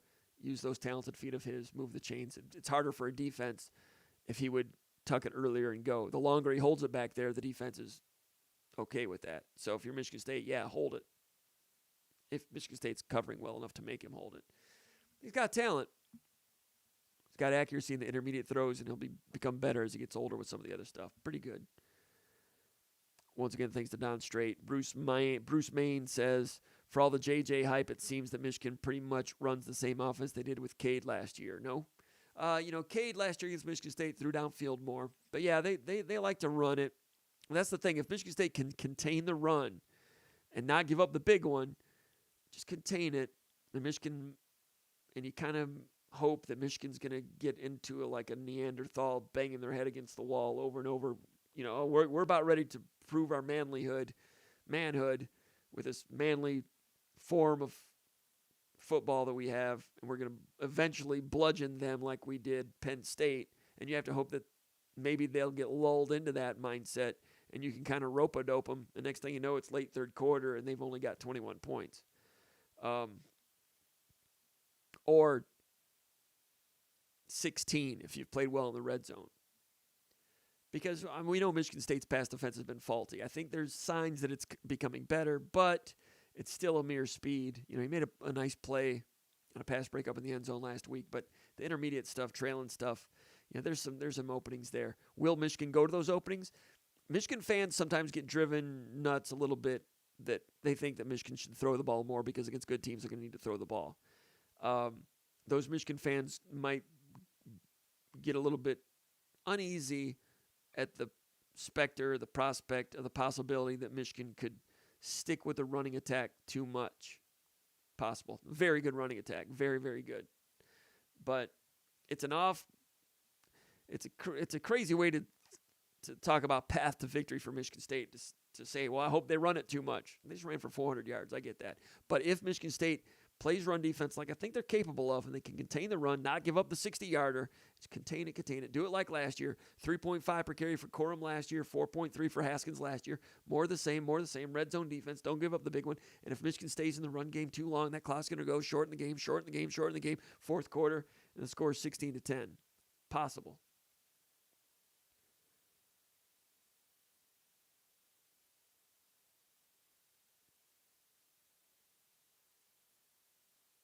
Salim says, I don't know if Brooks can play free safety. He seems like a good, hard-hitting, strong safety. I agree with that, but Henderson can play both. So if Brooks is in there, Henderson can play the other.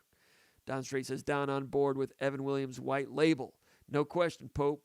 Just here to hear the gospel. Thank you, Don. Appreciate it, and appreciate your support as usual, and enjoy that Evan Williams white label. On a Thursday night, I'm hoping more of you are drinking tonight than we normally would be on a Tuesday night. I mean that from the bottom of my heart. John Elke says, checking in from Clarkston, Michigan. Clarkston is playing, who are they playing tomorrow? Cole Dellinger. Michigan State commitment. Old Tug the bell cow. Old Tug says, Dagwoods was glowing at 11 a.m. Saturday. Olive burgers and cold beer. I used to get my mail there. Good for Old Tuck. Old Tuck was on campus tailgating, and I couldn't get over there because I had to go to a hockey game in Grand Rapids that morning. I know Old Tuck was tailgating. Old Tuck had the bat signal out, telling everyone he was tailgating. And Old Tuck, I wanted to get over there. I really did.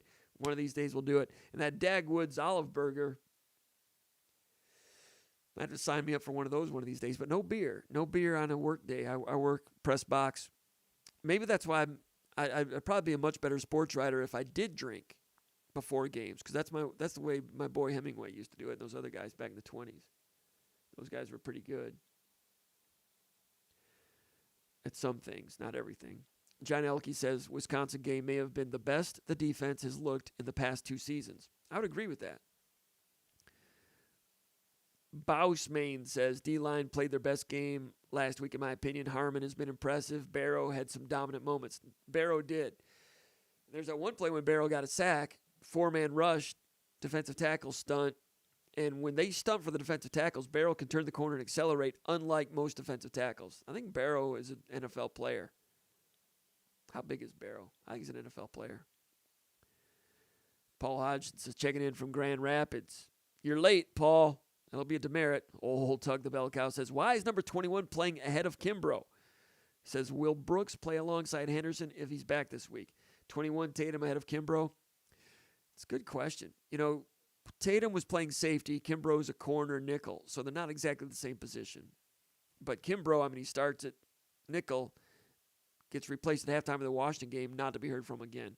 Played a little bit of mop-up against Ohio State, but that's really been a curious situation. He says, will Brooks play alongside Henderson if he's back this week? We talked about that a moment ago. Your head is the same place I've been, because if you have Brooks in there, if he is healthy, and you've got Henderson, they've never played together, so I don't know what that's going to look like, but it's two big-bodied guys that are mature, 22, 23-year-old guys that they can hit and stick pretty good. And as far as Brooks goes, he can hit you. You guys paying attention? And if he hits you, you might get an extra possession out of a fumble, which I think is key in this game. Watch yourselves. You got to watch. Keep the camera moving, because I'm kind of fast. You guys remember that? Yeah, give me some thumbs up. Who was I quoting on that? Keep the camera moving, because I'm kind of fast. Extra Hobbit sticks to anyone that can answer that trivia question. Keep the camera moving, because I'm kind of fast. Somebody will get it.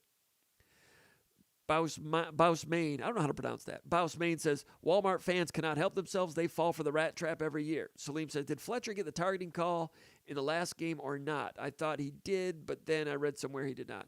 No, I think they called it targeting. It was a late hit, and he got ejected from the game. And it was late, and he's played long enough. He shouldn't have done that. He was just excited to be on the field because he didn't play much last year. Been playing more this year. He's been doing okay. Jumped on the pile late, and it was after a sack, right? Was that an Aaron Brulay sack? Somebody had a sack. No, it was a tackle for loss, 5-yard loss. And I think it was Simeon Barrow made a real nice play and tackle for loss. And Fletcher jumped in there. Late hit and targeting. It really was a rookie mistake by a redshirt junior. I mean, he's better than that. I don't expect that to happen again. What do we have here? It's a Barrow. What do we have on Barrow? Let me look. Yeah, his sack was the first play of the third quarter on that stunt. Opening drive of the game, Barrow. This was not the Fletcher play.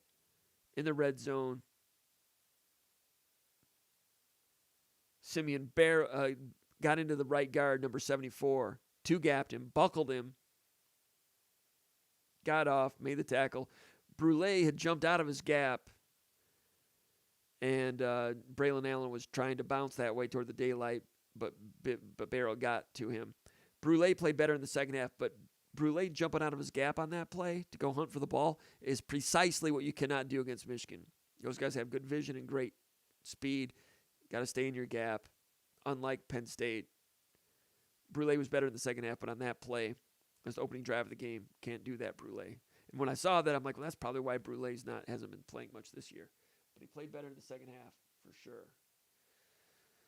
What is this? Where is it over here? It's over there. Hold on a second. Look out. I'm trying to improve the lighting over there a little bit. Sorry about that. Hope it didn't scare anybody. John Elke says, like seeing some of the younger guys get on the field. I agree with that, especially when they are productive. Dylan Tatum did all right. Zion Young is learning, and he's going to be good. Who are some of the other young guys? Offense. Jeremy Bernard playing. They're not rotating a lot of wide receivers in there. You know, on offense, they only played like 13 or 14 regulars. And then maybe 4 or 5 other guys got like 5 snaps. I mean, it's a really small playing group on offense. Defense.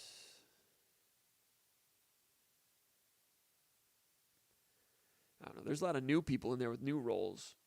I mean, Jaden Mangum played against Ohio State and had the injury. He's doing well, I hear.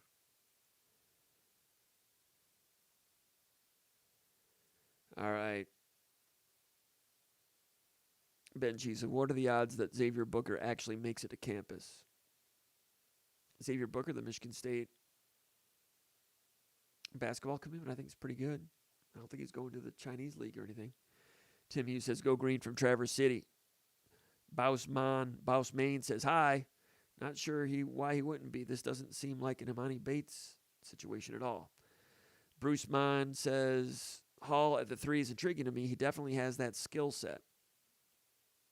Now, something about Malik Hall, talking about basketball now, playing defense, people are going to try to isolate him and drive, and I think he's okay with that. The thing that's going to be new for Malik Hall is playing defense on a small forward. run through those stagger screens. Completely different game than playing defense on a stretch 4. Between chasing people around stagger screens and change of possession, sprint in the lane, Malik Hall will become more fatigued and tired than he's ever been playing the 4. I promise you. So he's going to have to, that'll be a fine how do you do for him.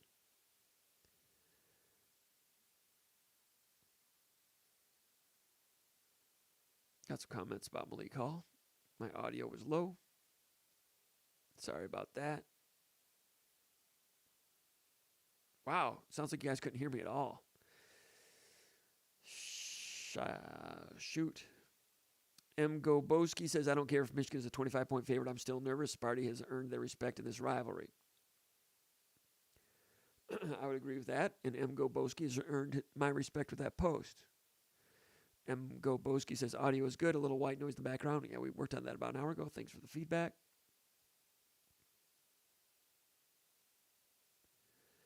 Baus Main says, got to meet Golston back in 09. Great guy. Not surprised. I agree. Baus Main says, Kmart was electric.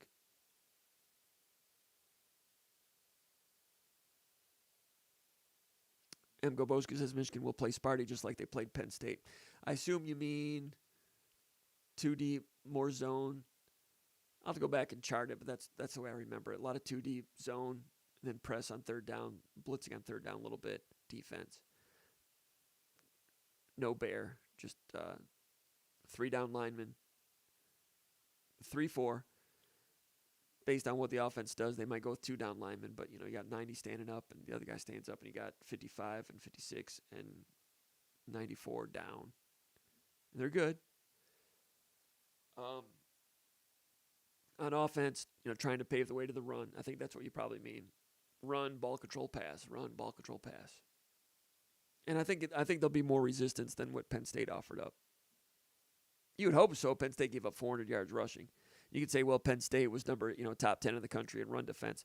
But that was an inflated, blown-up stat. You look at who they played. Ohio U, Central Michigan, Purdue. Purdue's a good team, but not a good running team. And Auburn. Auburn has Tanks Bigsby. And Bigsby rushed for 5 yards a carry, but he only had 14 carries. Auburn got behind. And Lou Nichols for Central averaged about 5 yards a carry against Penn State. So it's not like Penn State was stuffing really good running attacks. They played a bunch of passing attacks and fluffy cotton candy teams, but Bigsby and Nichols rushed for decent yardage against them. But against Michigan, they were just not good with just basic gap control. M. Goboski said Michigan State's gap control will be better. Defensive tackle play across the board will be better. Not sure about corner toughness and defensive end toughness. I've been beating the horse on that one. M. Goboski says Kenneth Walker was in God mode last year. He was. Kenneth Walker was outstanding. The offensive line was good that day, too. That was the last time that the offensive line played together with the intact 5. After that game, Jarrett Horst was gone for the rest of the year. So then Michigan State had to move our Curry to left tackle, which made Jarvis go out to right tackle. Then you had Buter at right guard because Carrick was out. And the offensive line was okay the rest of the year, but it was at its best against Michigan. And that was the last time they played together as that 5-man unit.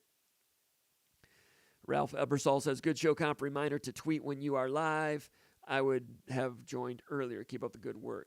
And Old Tuck says he did tweet. And Ebersol says I must have missed it. Ralph, you must have missed it. But I should probably tweet throughout the day. Tim Hughes says, having X-back really helped secondary communication. Agree? Yes, it did. There was more communication going on. They're on the same page more. Made a big difference to have him back out there. And they missed Darius Snow still, too. I thought you were going to have starting linebackers were going to be Snow and Whitman this year, or Snow and Brulay. Turns out Brulay has had trouble getting into the starting lineup, but a combination of Snow and Winmon at linebacker might have been really good at linebacker. Marlon Milano says, what's up, fellas? What's up, Marlon? Stroker says Malik Carr picked a click next week. Stroker. That house that Stroker has in his little, what do you call it? Is that, what are those pictures called?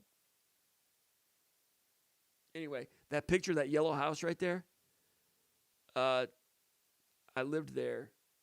Stroker lived in that house too, about 20 of us. It's a frat house now on Sunset. That was, the year was 1990, the fall of 90, spring of 91. Stroker and I were in the car as we set out for South Padre Island in March of 1991. Wait a minute. Right after Steve Smith hit the game-winning shot to beat Wisconsin Green Bay, Dick Bennett and Tony Bennett. Remember that NCAA tournament? Michigan State was scared. It was 91, right? Then the next week they lost to Majerus in Utah. By that time, we were in South Padre. We went down there with 3 cars, came back with 2. Had a pile up in Natchitoches, Texas, with Stroker behind the wheel. But we lived to tell about it. But that yellow house right there, that's where we live. Stroker's an old friend, old roommate of mine. Good to see him before the game last weekend. Saw him on the way to the stadium. No, that wasn't last weekend. Saw him before Minnesota games last time we saw him. Great person. Make the best of what's still around says Tucker is going to make it 3 in a row against Harbaugh. Make the best of what's still around says pound Collins and then burn them over the top with red. He means Reed, but point well taken.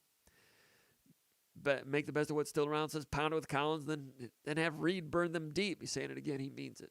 Sea-Dog says Penn State is overrated most seasons, a la Notre Dame. They still get ranked high early in the season polls due to past glory. Sea-Dog says U of M, the evil empire of college football. Empire. They've won half a national championship in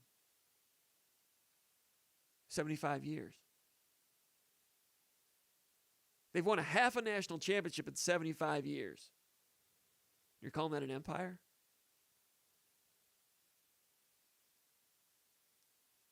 They're good. They're good this year, but Bruce Mon says you give them too much credit, Sea-Dog. That would be Bama, Baus Main says. Baus Main is making a lot of good points today. He's leading the league in helmet stickers tonight. Spunky181 says, got to hit the quarterback. I like Spunky's efficiency with words. Just gets right to it. It preaches the truth. Tim Hughes says, Comp, we did give up the long touchdown to Andrell Anthony last year in the first quarter. I mean, no long touchdowns on the run. I mean, the past game, it ends up being 70 points anyway, and you don't want to give up a big play in any fashion. That one with Anthony, credit to Michigan. They'd been saving him and saving that play because Anthony hadn't done anything all year. They hadn't used him. Got him in there man-to-man, caught him on Angelo Gross, man-to-man. And I think Henderson got a little wonky on that too. Anthony turned on some speed. I'm talking about run defense. Run defense. Contain the run, and don't let that one slip out where you do have the one gap control issue because Blake Corum could turn that daylight into 60 yards. That's the one I'm talking about. You can't give up like last year in the run. Last year, they didn't give up any big plays in the run. Baus Main says, is it me or does it seem like every team runs some form of punt safe, man, or zone type play to watch for the fake these days?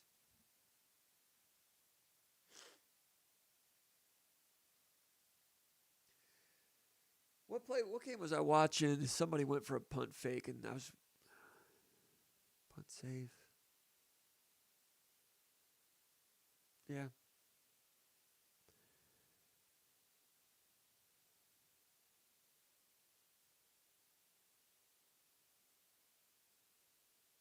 Sea-Dog says Lewerke was a tough guy. Too bad the program kind of imploded his last 2 years.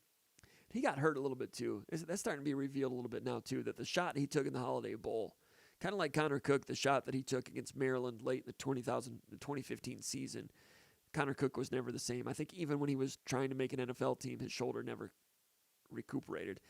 I'd like to ask him or someone else about that to see exactly how true that was. I'm not sure if he would want to talk about it. Lewerke, a little more candid. Lewerke's still trying to make it, but someday I wonder, because Lewerke took a real hard shot like in the third quarter of that Washington State game. And I remember that game, I think Michigan State was comfortably winning, and he got hit hard. I was like, man, I don't know if he needed to do that. But he's a tough-minded guy, Lewerke was. He was a good quarterback, but that shot had repercussions later in his career. Shoulder. Sea-Dog says, I feel a 2008 type of game coming up in the Big House in Ann Arbor. MSU stuns the evildoers in the Big House. Spartan Marinelli, 87, says, we needed that Wisconsin win bad. We looked like a real college football team. I love it. Go green. I agree with that, Marinelli. They did look like a real college football team. It's nice to see. They got some brain trust working. They got some guys working hard and changing some players around. and showing some progress and some traction from a week on the practice field. Encouraging. Nathan Seibold says, is Michigan State's defense better than Iowa's? No. But I've not studied the Iowa game yet. But they're trending toward being decent. Mr. Bowman says, I will either be drunk by halftime because we are getting blown out or on pins and needles due to it's a close game, or might not have a voice because we are winning with 2 minutes left in the game. Mr. Bowman, I just want to stay out of Mr. Bowman's way a week from Saturday. Tom Hellerman says, arriving late comp on the verge of Michigan week. Got to go with the green and white in a close game. You expect less from me? Time to sit down and talk fly fishing one of these days. I agree, Tom. Tom's one of my guys over at I think it's a Sparty 1966 on the message board. Helderman is a guy here in town, good friend of mine. I've not seen him in a long time. And I was thinking about you the other day that I would like to sit down, compare some notes, and just see how you're doing and that type of thing. I would like to do that, Tom. Let's do that. Tim Hughes he understands what I'm saying now. Got it. Our man Flint says, may have to play Brooks this week for run support. Not like they play a lot of zero personnel, a bunch of tight end, 11 personnel, and 12, even 13 mixed in last week. 4-3 is our best bet. That's right. They will do 13 personnel, Michigan will. That's 1 back and 3 tight ends. And those tight ends are mobile. And Eric Hall will be back, I'm thinking. And they're very good with those tight ends, and they use them as weapons. They're mobile, and they block, and they make you fit gaps on the edge. And while you're getting there to fit a gap, they got mobile offensive linemen getting out there to cut you off. And running backs carrying the mail quick if you don't fit it just right. It's a handful. You got to be good to stop it. Michigan State stopped it last year. The running part of Michigan. Didn't run it as much because they were throwing so well. Some people think they ran it too much, but I mean, Haskins had, 13 carries, and Corum had 7, 8, or 9. All right, Ronnie from beautiful Grosse Ile, Michigan, the Maui of the Midwest. Is Grosse Ile the Maui of the Midwest? Is it Grosse Ile or Grosse Ile? Grosse Ile? Grosse Ile? Thank you. Maui of the Midwest. I thought Put-in-Bay was the Maui of the Midwest. Or is Put-in-Bay the Key West of the Midwest? I don't know. Send me a shirt. Let me know on a shirt. I want to see it. He says, short of a Vulcan mind bend, how does a coach get Jarrett Horst and Michael Fletcher to stop making stupid penalties? Blunt question from Ronnie from Grosse Ile. He says, or does one just accept such penalties as part of their package and are offset by their aggressive play? Question mark. He says, seems obvious Michigan will try to lure those two into committing such penalties. Maybe someone in the board with coaching playing experience can chime in. With Michael Fletcher, I think that's the first time he's done that, right? I don't think he's a repeat offender. So I don't think that's necessarily he's susceptible to that. But you're right about Jarrett Horst. And Michigan will try to needle him and get under his skin and get him to try to snap and have a personal foul. You're right. And he needs to make sure he doesn't do that. You're exactly right. Question 10, MSU analyst from Atlanta, Georgia says, while in the past we assumed this as a no-brainer with all transfers and differences in recruiting philosophy in regards to Ohio and Michigan recently, and with Michigan having won 2 straight against Michigan, will Michigan State have the same level of hatred advantage to bring to this game, in your opinion, as it's been in the past decades? Okay, MSU analyst. He's saying we've assumed this as a no-brainer in the past, that Michigan would have an edge in the hatred advantage. I call it Michigan State's jihad advantage. That's jihad when they play. It's Michigan State jihad. Unlike anything, and Michigan usually cannot match it. He's saying now that Michigan State has won 2 straight games, and because Michigan State, did I say that? Michigan State has won 2 straight games, and Michigan State does not have as many Michigan and Ohio kids on their team, players on their team, might Michigan State's inherent hatred advantage not be applicable this game? Good question. And I think you might be onto something. I think you're probably right. There will be hatred. There will be jihad on Michigan State's behalf. But I just don't think it's going to be quite. I might be wrong. I mean, guys like Xavier Henderson and some of the veterans, they'll be ramping the guys up. But it's not quite the same when you have as many Michiganders and Ohio kids and after you've won a couple of games. It'll be high, and the good thing is that no one is giving Michigan State a chance, and it's good for this game possibly that Michigan State's lost some games because they are desperate. Michigan State is. So that level of desperation will be strong for Michigan State. But the level of hatred, I agree with you. I think it might not be. Tucker will try to get him there. But I think you're right. In terms of Ohio guys, those Ohio guys grow up hating Michigan, so it translates pretty well for them. Duplain, Matt Carrick, those are Ohio guys in the offensive line. They'll be ramped up. Xavier Henderson will be ramped up. He's an Ohio guy. Brandon Wright's a backup defensive end. I assume he'll be ramped up, but he seems to smile about everything all the time. I don't know. Ben Van Sumeren, he's a backup linebacker. He used to play for Michigan, so he'll be ramped up. He's an in-state guy. On offense, there's not many Michigan guys. Malik Carr, backup tight end. Tyler Hunt, tight end. Not really an explosive guy. Trey Mosley, possession receiver. Elijah Collins, backup running back. That's about it for Michiganders. I mean, backup defensive tackles, Jalen Hunt, Maverick Hansen. Not a lot of star players for Michigan State from Michigan and Ohio. And that the buttons will be pushed. But, a lot of people that played football at Michigan State, they'll say, man, the coaches don't have to say anything. The players are just automatically up, sky high. They'll be sky high, but I'm not sure it's as automatically as lit. It will be, but it might not be at 11. They can prove me wrong. We'll have to wait and see. Question number 11, Spefted from East Lansing, Michigan says, is Michigan as good as they've looked, he says? Or have they looked good because of poor play by inferior opponents? Can we scheme better to stop them? In what ways, he asks. We've been over that a little bit here so far today. Probably do a little bit more next week. But Michigan's opponents, everybody knows that the pre-conference schedule was an embarrassment to the Big Ten. I mean, it's an embarrassment to Michigan, too. But you probably don't care if they embarrass themselves or not. But it's embarrassing when they embarrass the Big Ten like that with that schedule. Well, they're good. Now, they've played 4 Big Ten games. Iowa, Indiana, Penn State, Maryland. Maryland's pretty good. They beat Maryland 34-27. At halftime, it was 17-13. Iowa game, halftime 13-0. Indiana game, halftime 10-10. Penn State game, halftime 16-14. Again, those halftime scores. 17-13, 13-0, 10-10, 16-14. They've looked really good in the second half against Indiana and Iowa and Penn State. That's a good start to finish against Penn State. Didn't always translate to points. They're good. Might be a top 5 team in the country.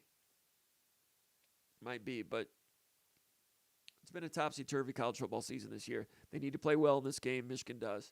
I suspect they will, but Michigan State is going to show up and be competitive in the box against the run, I think. I think Michigan State, I'm not sure what it'll look like, but I think Michigan State will show up and play the best football they've played all year. They might show up and play the best football they've played all year, and Michigan might be so good that Michigan still wins by 17. I just think that the laughingstock level of football that Michigan State demonstrated against Minnesota and some other games, that team doesn't really exist anymore because it's a different. You got more defensive tackle now. You got a different middle linebacker. You have different safety. A lot of the parts are the same. Offense for Michigan State has been okay. It's not all that dangerous. In this game, maybe it'll come to life a little bit more. But I think Michigan State has grown. They still could get stomped. We'll have to wait and see. But in order for Michigan State to beat Michigan State by 21, Michigan's going to have to play really well, which they're capable of doing. Mark from Sylvania, Ohio says, do you have a sense for the vibe with our 2023 recruiting class? I don't know how worried I should be with some of the guys taking visits to other schools. Yeah, some of the Michigan State commitments are visiting elsewhere, and yeah, you should be worried. Risano, the running back from Texas, visited Ole Miss. Michigan State's still going after him hard. Going to try to pull out a lot of stops to keep him. We'll see what happens. Job was going to visit somewhere else, right? Weedon, the offensive lineman from Tampa, decommitted. You get some of these 3- and 4-star guys that live 1,000 miles away and you have a bad season. Sometimes it's hard to hold on to them. Michigan State, that's another reason Michigan State needs to rally and get some more positive vibes going. And if Michigan State wins this game, and it gets to 4-4 in the season, it would erase a lot of the earlier ills in the season. That's for sure, and it would all of a sudden make the future look strong again. Big game for a lot of reasons. It's always a big game, but the potential of just changing the universe for Michigan State football for 2022 is there. It's gonna be hard to do, but every time they've beaten Michigan, it's been pretty much it's been hard to do most of the time. Question number 12, Mahan5 says, opinion on the 4-3 versus the 4-2-5. He says, is Tuck building the program to do both defensive formations? That's the question. Answer is yes. If you look at Alabama and Georgia, they can do both 4-3 and 3-4. Michigan can do a little bit of both also, and so can Ohio State. So 4-3 is to play in the Big Ten. Scotty Hazelton was a 4-2-5 guy in the Big 12. You never had to play against a Michigan and Illinois or Wisconsin type of team in the Big 12. But you play those teams in the Big Ten, especially when they're back-to-back-to-back. It's good to have the versatility to go to a 4-3. Brulay gives him that. I'm not saying he's a great weak side linebacker. Second half, he was good, especially in pass defense. Pretty good in pass rush. This game, he needs to show in his second game as a starting linebacker against Michigan, presumably, that he can play the run down after down, take on collisions, do it correctly, don't jump out of your gap, do it right. But, yeah, I think Michigan State wants and needs to be able to do both. And it kind of makes sense, and it affirms what a lot of us have thought, that you probably need to have that kind of versatility in this conference still. Not that we know everything, but when we think that, then when the coaches do it, it's like, yep, that's what we thought. We were right. But we'll see how it looks in this game. This will be tough. And then Illinois has that kid, Brown is his name, leads the nation in rushing right now. He is quick. That offensive line is good. All right, question 13. I don't know who posted this. It's about the bye week. We already talked about that. Question 14, Will Bean says, why were you and Paul not at basketball practice yesterday? That's what Will Bean says. Well, Will Bean, it was not open to the media. Today's practice was open to the media, and Paul and I were there. So where were you, Will Bean? All right, question number 15 from AO3. He says, is there any hope that our tight ends will ever be functional this season beyond a good play here or there? He says, is there any hope?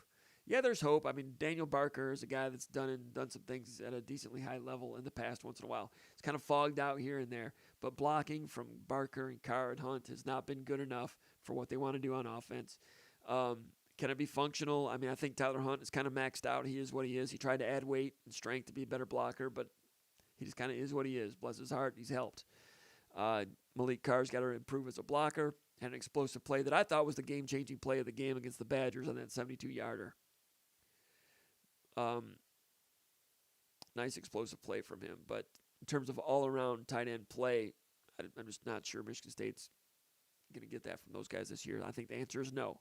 Question 16, M. Powell says, your personal thoughts on Michigan State effectively no longer making Ohio the priority that it used to be in recruiting? And also, what about quarterback recruit Bo Edmondson from Texas? He felt like a reach in the summer and even worse now late in the fall. Will MSU cut bait with him and move on to others? Right to it. Yeah, I think Edmondson's got some problems, and I think Michigan State needs to move on. I think they will. In terms of no longer making Ohio a priority, well, Michigan State is recruiting differently now. In the old days, they would have regions that they tried to recruit. Now they have, since Tucker came to Michigan State, they give every assistant coach is responsible for his own room. So if you're the running back coach, you recruit running backs, and you can go anywhere in the country for them.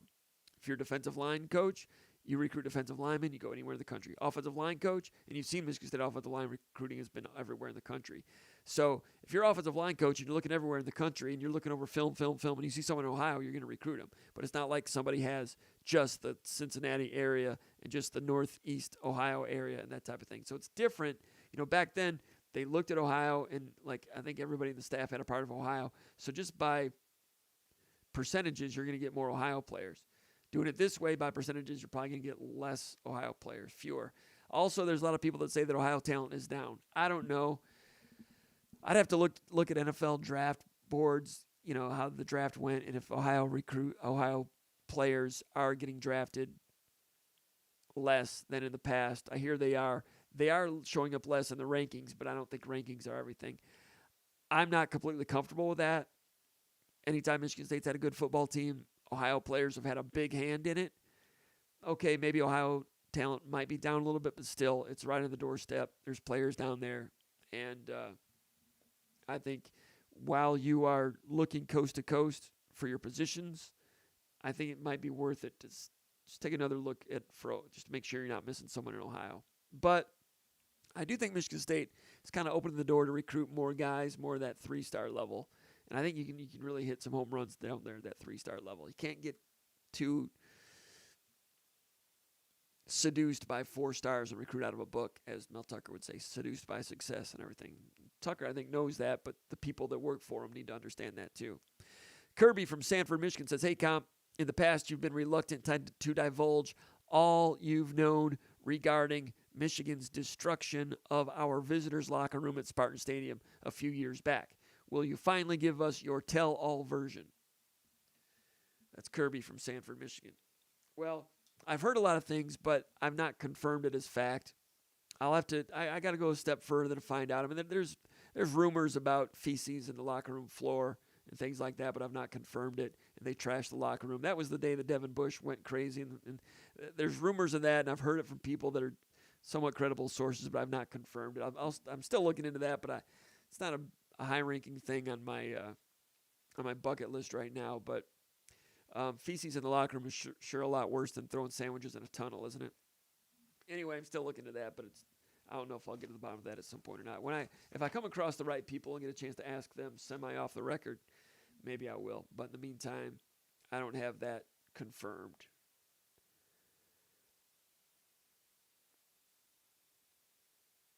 All right, we are all done. I appreciate everybody tuning in. We had a long version today. We didn't have SpartanMag Live last week, so we had a lot of material to cover. It's going to talk some basketball with Paul Konerdijk, preseason Michigan State basketball. They're not in the top 25, but they're going to be pretty good. But that schedule is so tough that they're going to accumulate losses. And the schedule is so tough, and then the Big Ten play starts before January 1st with Penn State and Northwestern. Should be winnable games, but things are tough in the Big Ten. 20 games in the Big Ten. I mean, from start to finish, it's going to be a grind. I do think they're going to be pretty good. Just Gonzaga's probably a loss, right? Kentucky's probably a loss, right? And then you go to the PK 30 in Alabama. They're so random when they shoot threes. I mean, if they're having a hot night, you don't win. I mean, the way Alabama plays, Alabama can get hot and make a run in the tournament, but more often than not, it's just hard for Alabama to harness a level of consistency to become the type of heavyweight Nate Oates wants to be in Alabama. I think their overall philosophy is flawed, and I'm glad to see it because I'm not a big proponent of just like shooting threes. I don't like that. I don't want that to be successful. If it is, then I'll acknowledge it, but I don't think it is the way to go. That's the way they do it. But on a given night, if they're hitting, it's hard. I don't want to say you've got no chance to beat them, but you're shooting dice when you play Alabama. You got to run and cover them, get a hand up, and do what you can to limit their shots. But I mean, that's going to be difficult. And then the problem with the PK 80 tournament or whatever it's called, Phil Knight Invitational, whatever it's called, all the teams in there are good. Usually when you go to like the Maui Invitational or Atlantis or something like that, one of your games is going to be a weaker opponent. You know, last year Michigan State played Loyola. You know, Valentine coached that team, and they were a good mid-major team. Not as good as usual, but that was a so-called easier game. But usually at those like destination spot Maui-type invitationals, you will play one weaker team. If you're a Michigan State, if you're kind of a blue blood type, you'll open against Ball State or something like that. But not at the PK tournament. It's Alabama, and then second round you might be playing North Carolina or UConn, I think. No, it's UConn or Oregon, second round. And then if you win a couple, you might be playing North Carolina. But if you've won a couple, you're fine anyway. But, I mean, the losses are going to – then the Gavitt games, you can have Villanova. It's at home. That's going to be tough. They're number 18 in the preseason. That's the type of game Michigan State needs to win. Usually you get that home game in the preseason against Arizona or UConn or Texas or something like that. You win, you lose, no big deal. You learn from it. You try to win. If you win, it's a nice day. If you lose, you learn from it, move on. This year, with the number of losses, I think Michigan State basketball is going to accumulate because of the strength of the schedule. I didn't even mention Gonzaga on the aircraft carrier, number 1 team in the country. Kentucky's number 2, right? Normally, you play Villanova at home. If you play them at home, you lose, whatever. You win. It's a nice experience, whatever. This year, with all those other losses you're going to accumulate, beating Villanova at home, it's going to turn out to be an important game. Need to win that game because they're going to be losing these other ones. And they're going to be a pretty good team, but they're going to be losing games. You know, Michigan State didn't necessarily want to play the aircraft carrier thing. Izzo said today that they that they scheduled it with Roy Williams last year and the year before, but it was canceled because of COVID. This year, ESPN came back to him and said, do you want to play in it? And Izzo said yes, because he didn't want someone else to get in there and play it. So even though Michigan State was already slated to play in the PK tournament and was going to play Kentucky in the Champions Classic, and you have Villanova at home in the Gavitt games. So there's a late-breaking thing, and he said, okay, we'll play Gonzaga too. He thought that was Michigan State intellectual property to play on that aircraft carrier. Tough schedule. If they come through it and go like 2-3 in those games, 3-4, that'll bode well for the rest of the season. But you got to make sure you don't go like 0-5 like you did that one year when they lost to Kansas, Syracuse, UCLA, and whoever else they had that year when they played 5 tough ones. They're playing more than 5 tough ones this year. And this year there's fewer of the non-conference cupcakes because the Big Ten schedule is 20 deep. You have to play 20 games, which gives you fewer of those cupcakes at home to help your record and get away from that 500 Mendoza line to get back in the tournament. Anyway, it's been a great SpartanMag Live. Go over to SpartanMag.com, become a subscriber. Give us a thumbs up, subscribe here. We appreciate everybody tuning in. Don, appreciate the personal sponsorship. If you didn't get a chance to hit personal sponsorship, go down, look underneath here. You'll see a link to our PayPal area. We really appreciate personal sponsorships there as well. Appreciate everybody checking in. Go over to SpartanMag.com, become a SpartanMag.com subscriber. Enjoy the bye week. Michigan State playing basketball exhibition game at Tennessee on Sunday. There might be some rumors coming out of that thing, but there's no TV or anything getting into basketball season. And then next week, big rivalry game at Michigan. It's going to be interesting. Thanks to everybody for tuning in. Have a great weekend. Check you next time, SpartanMag.com.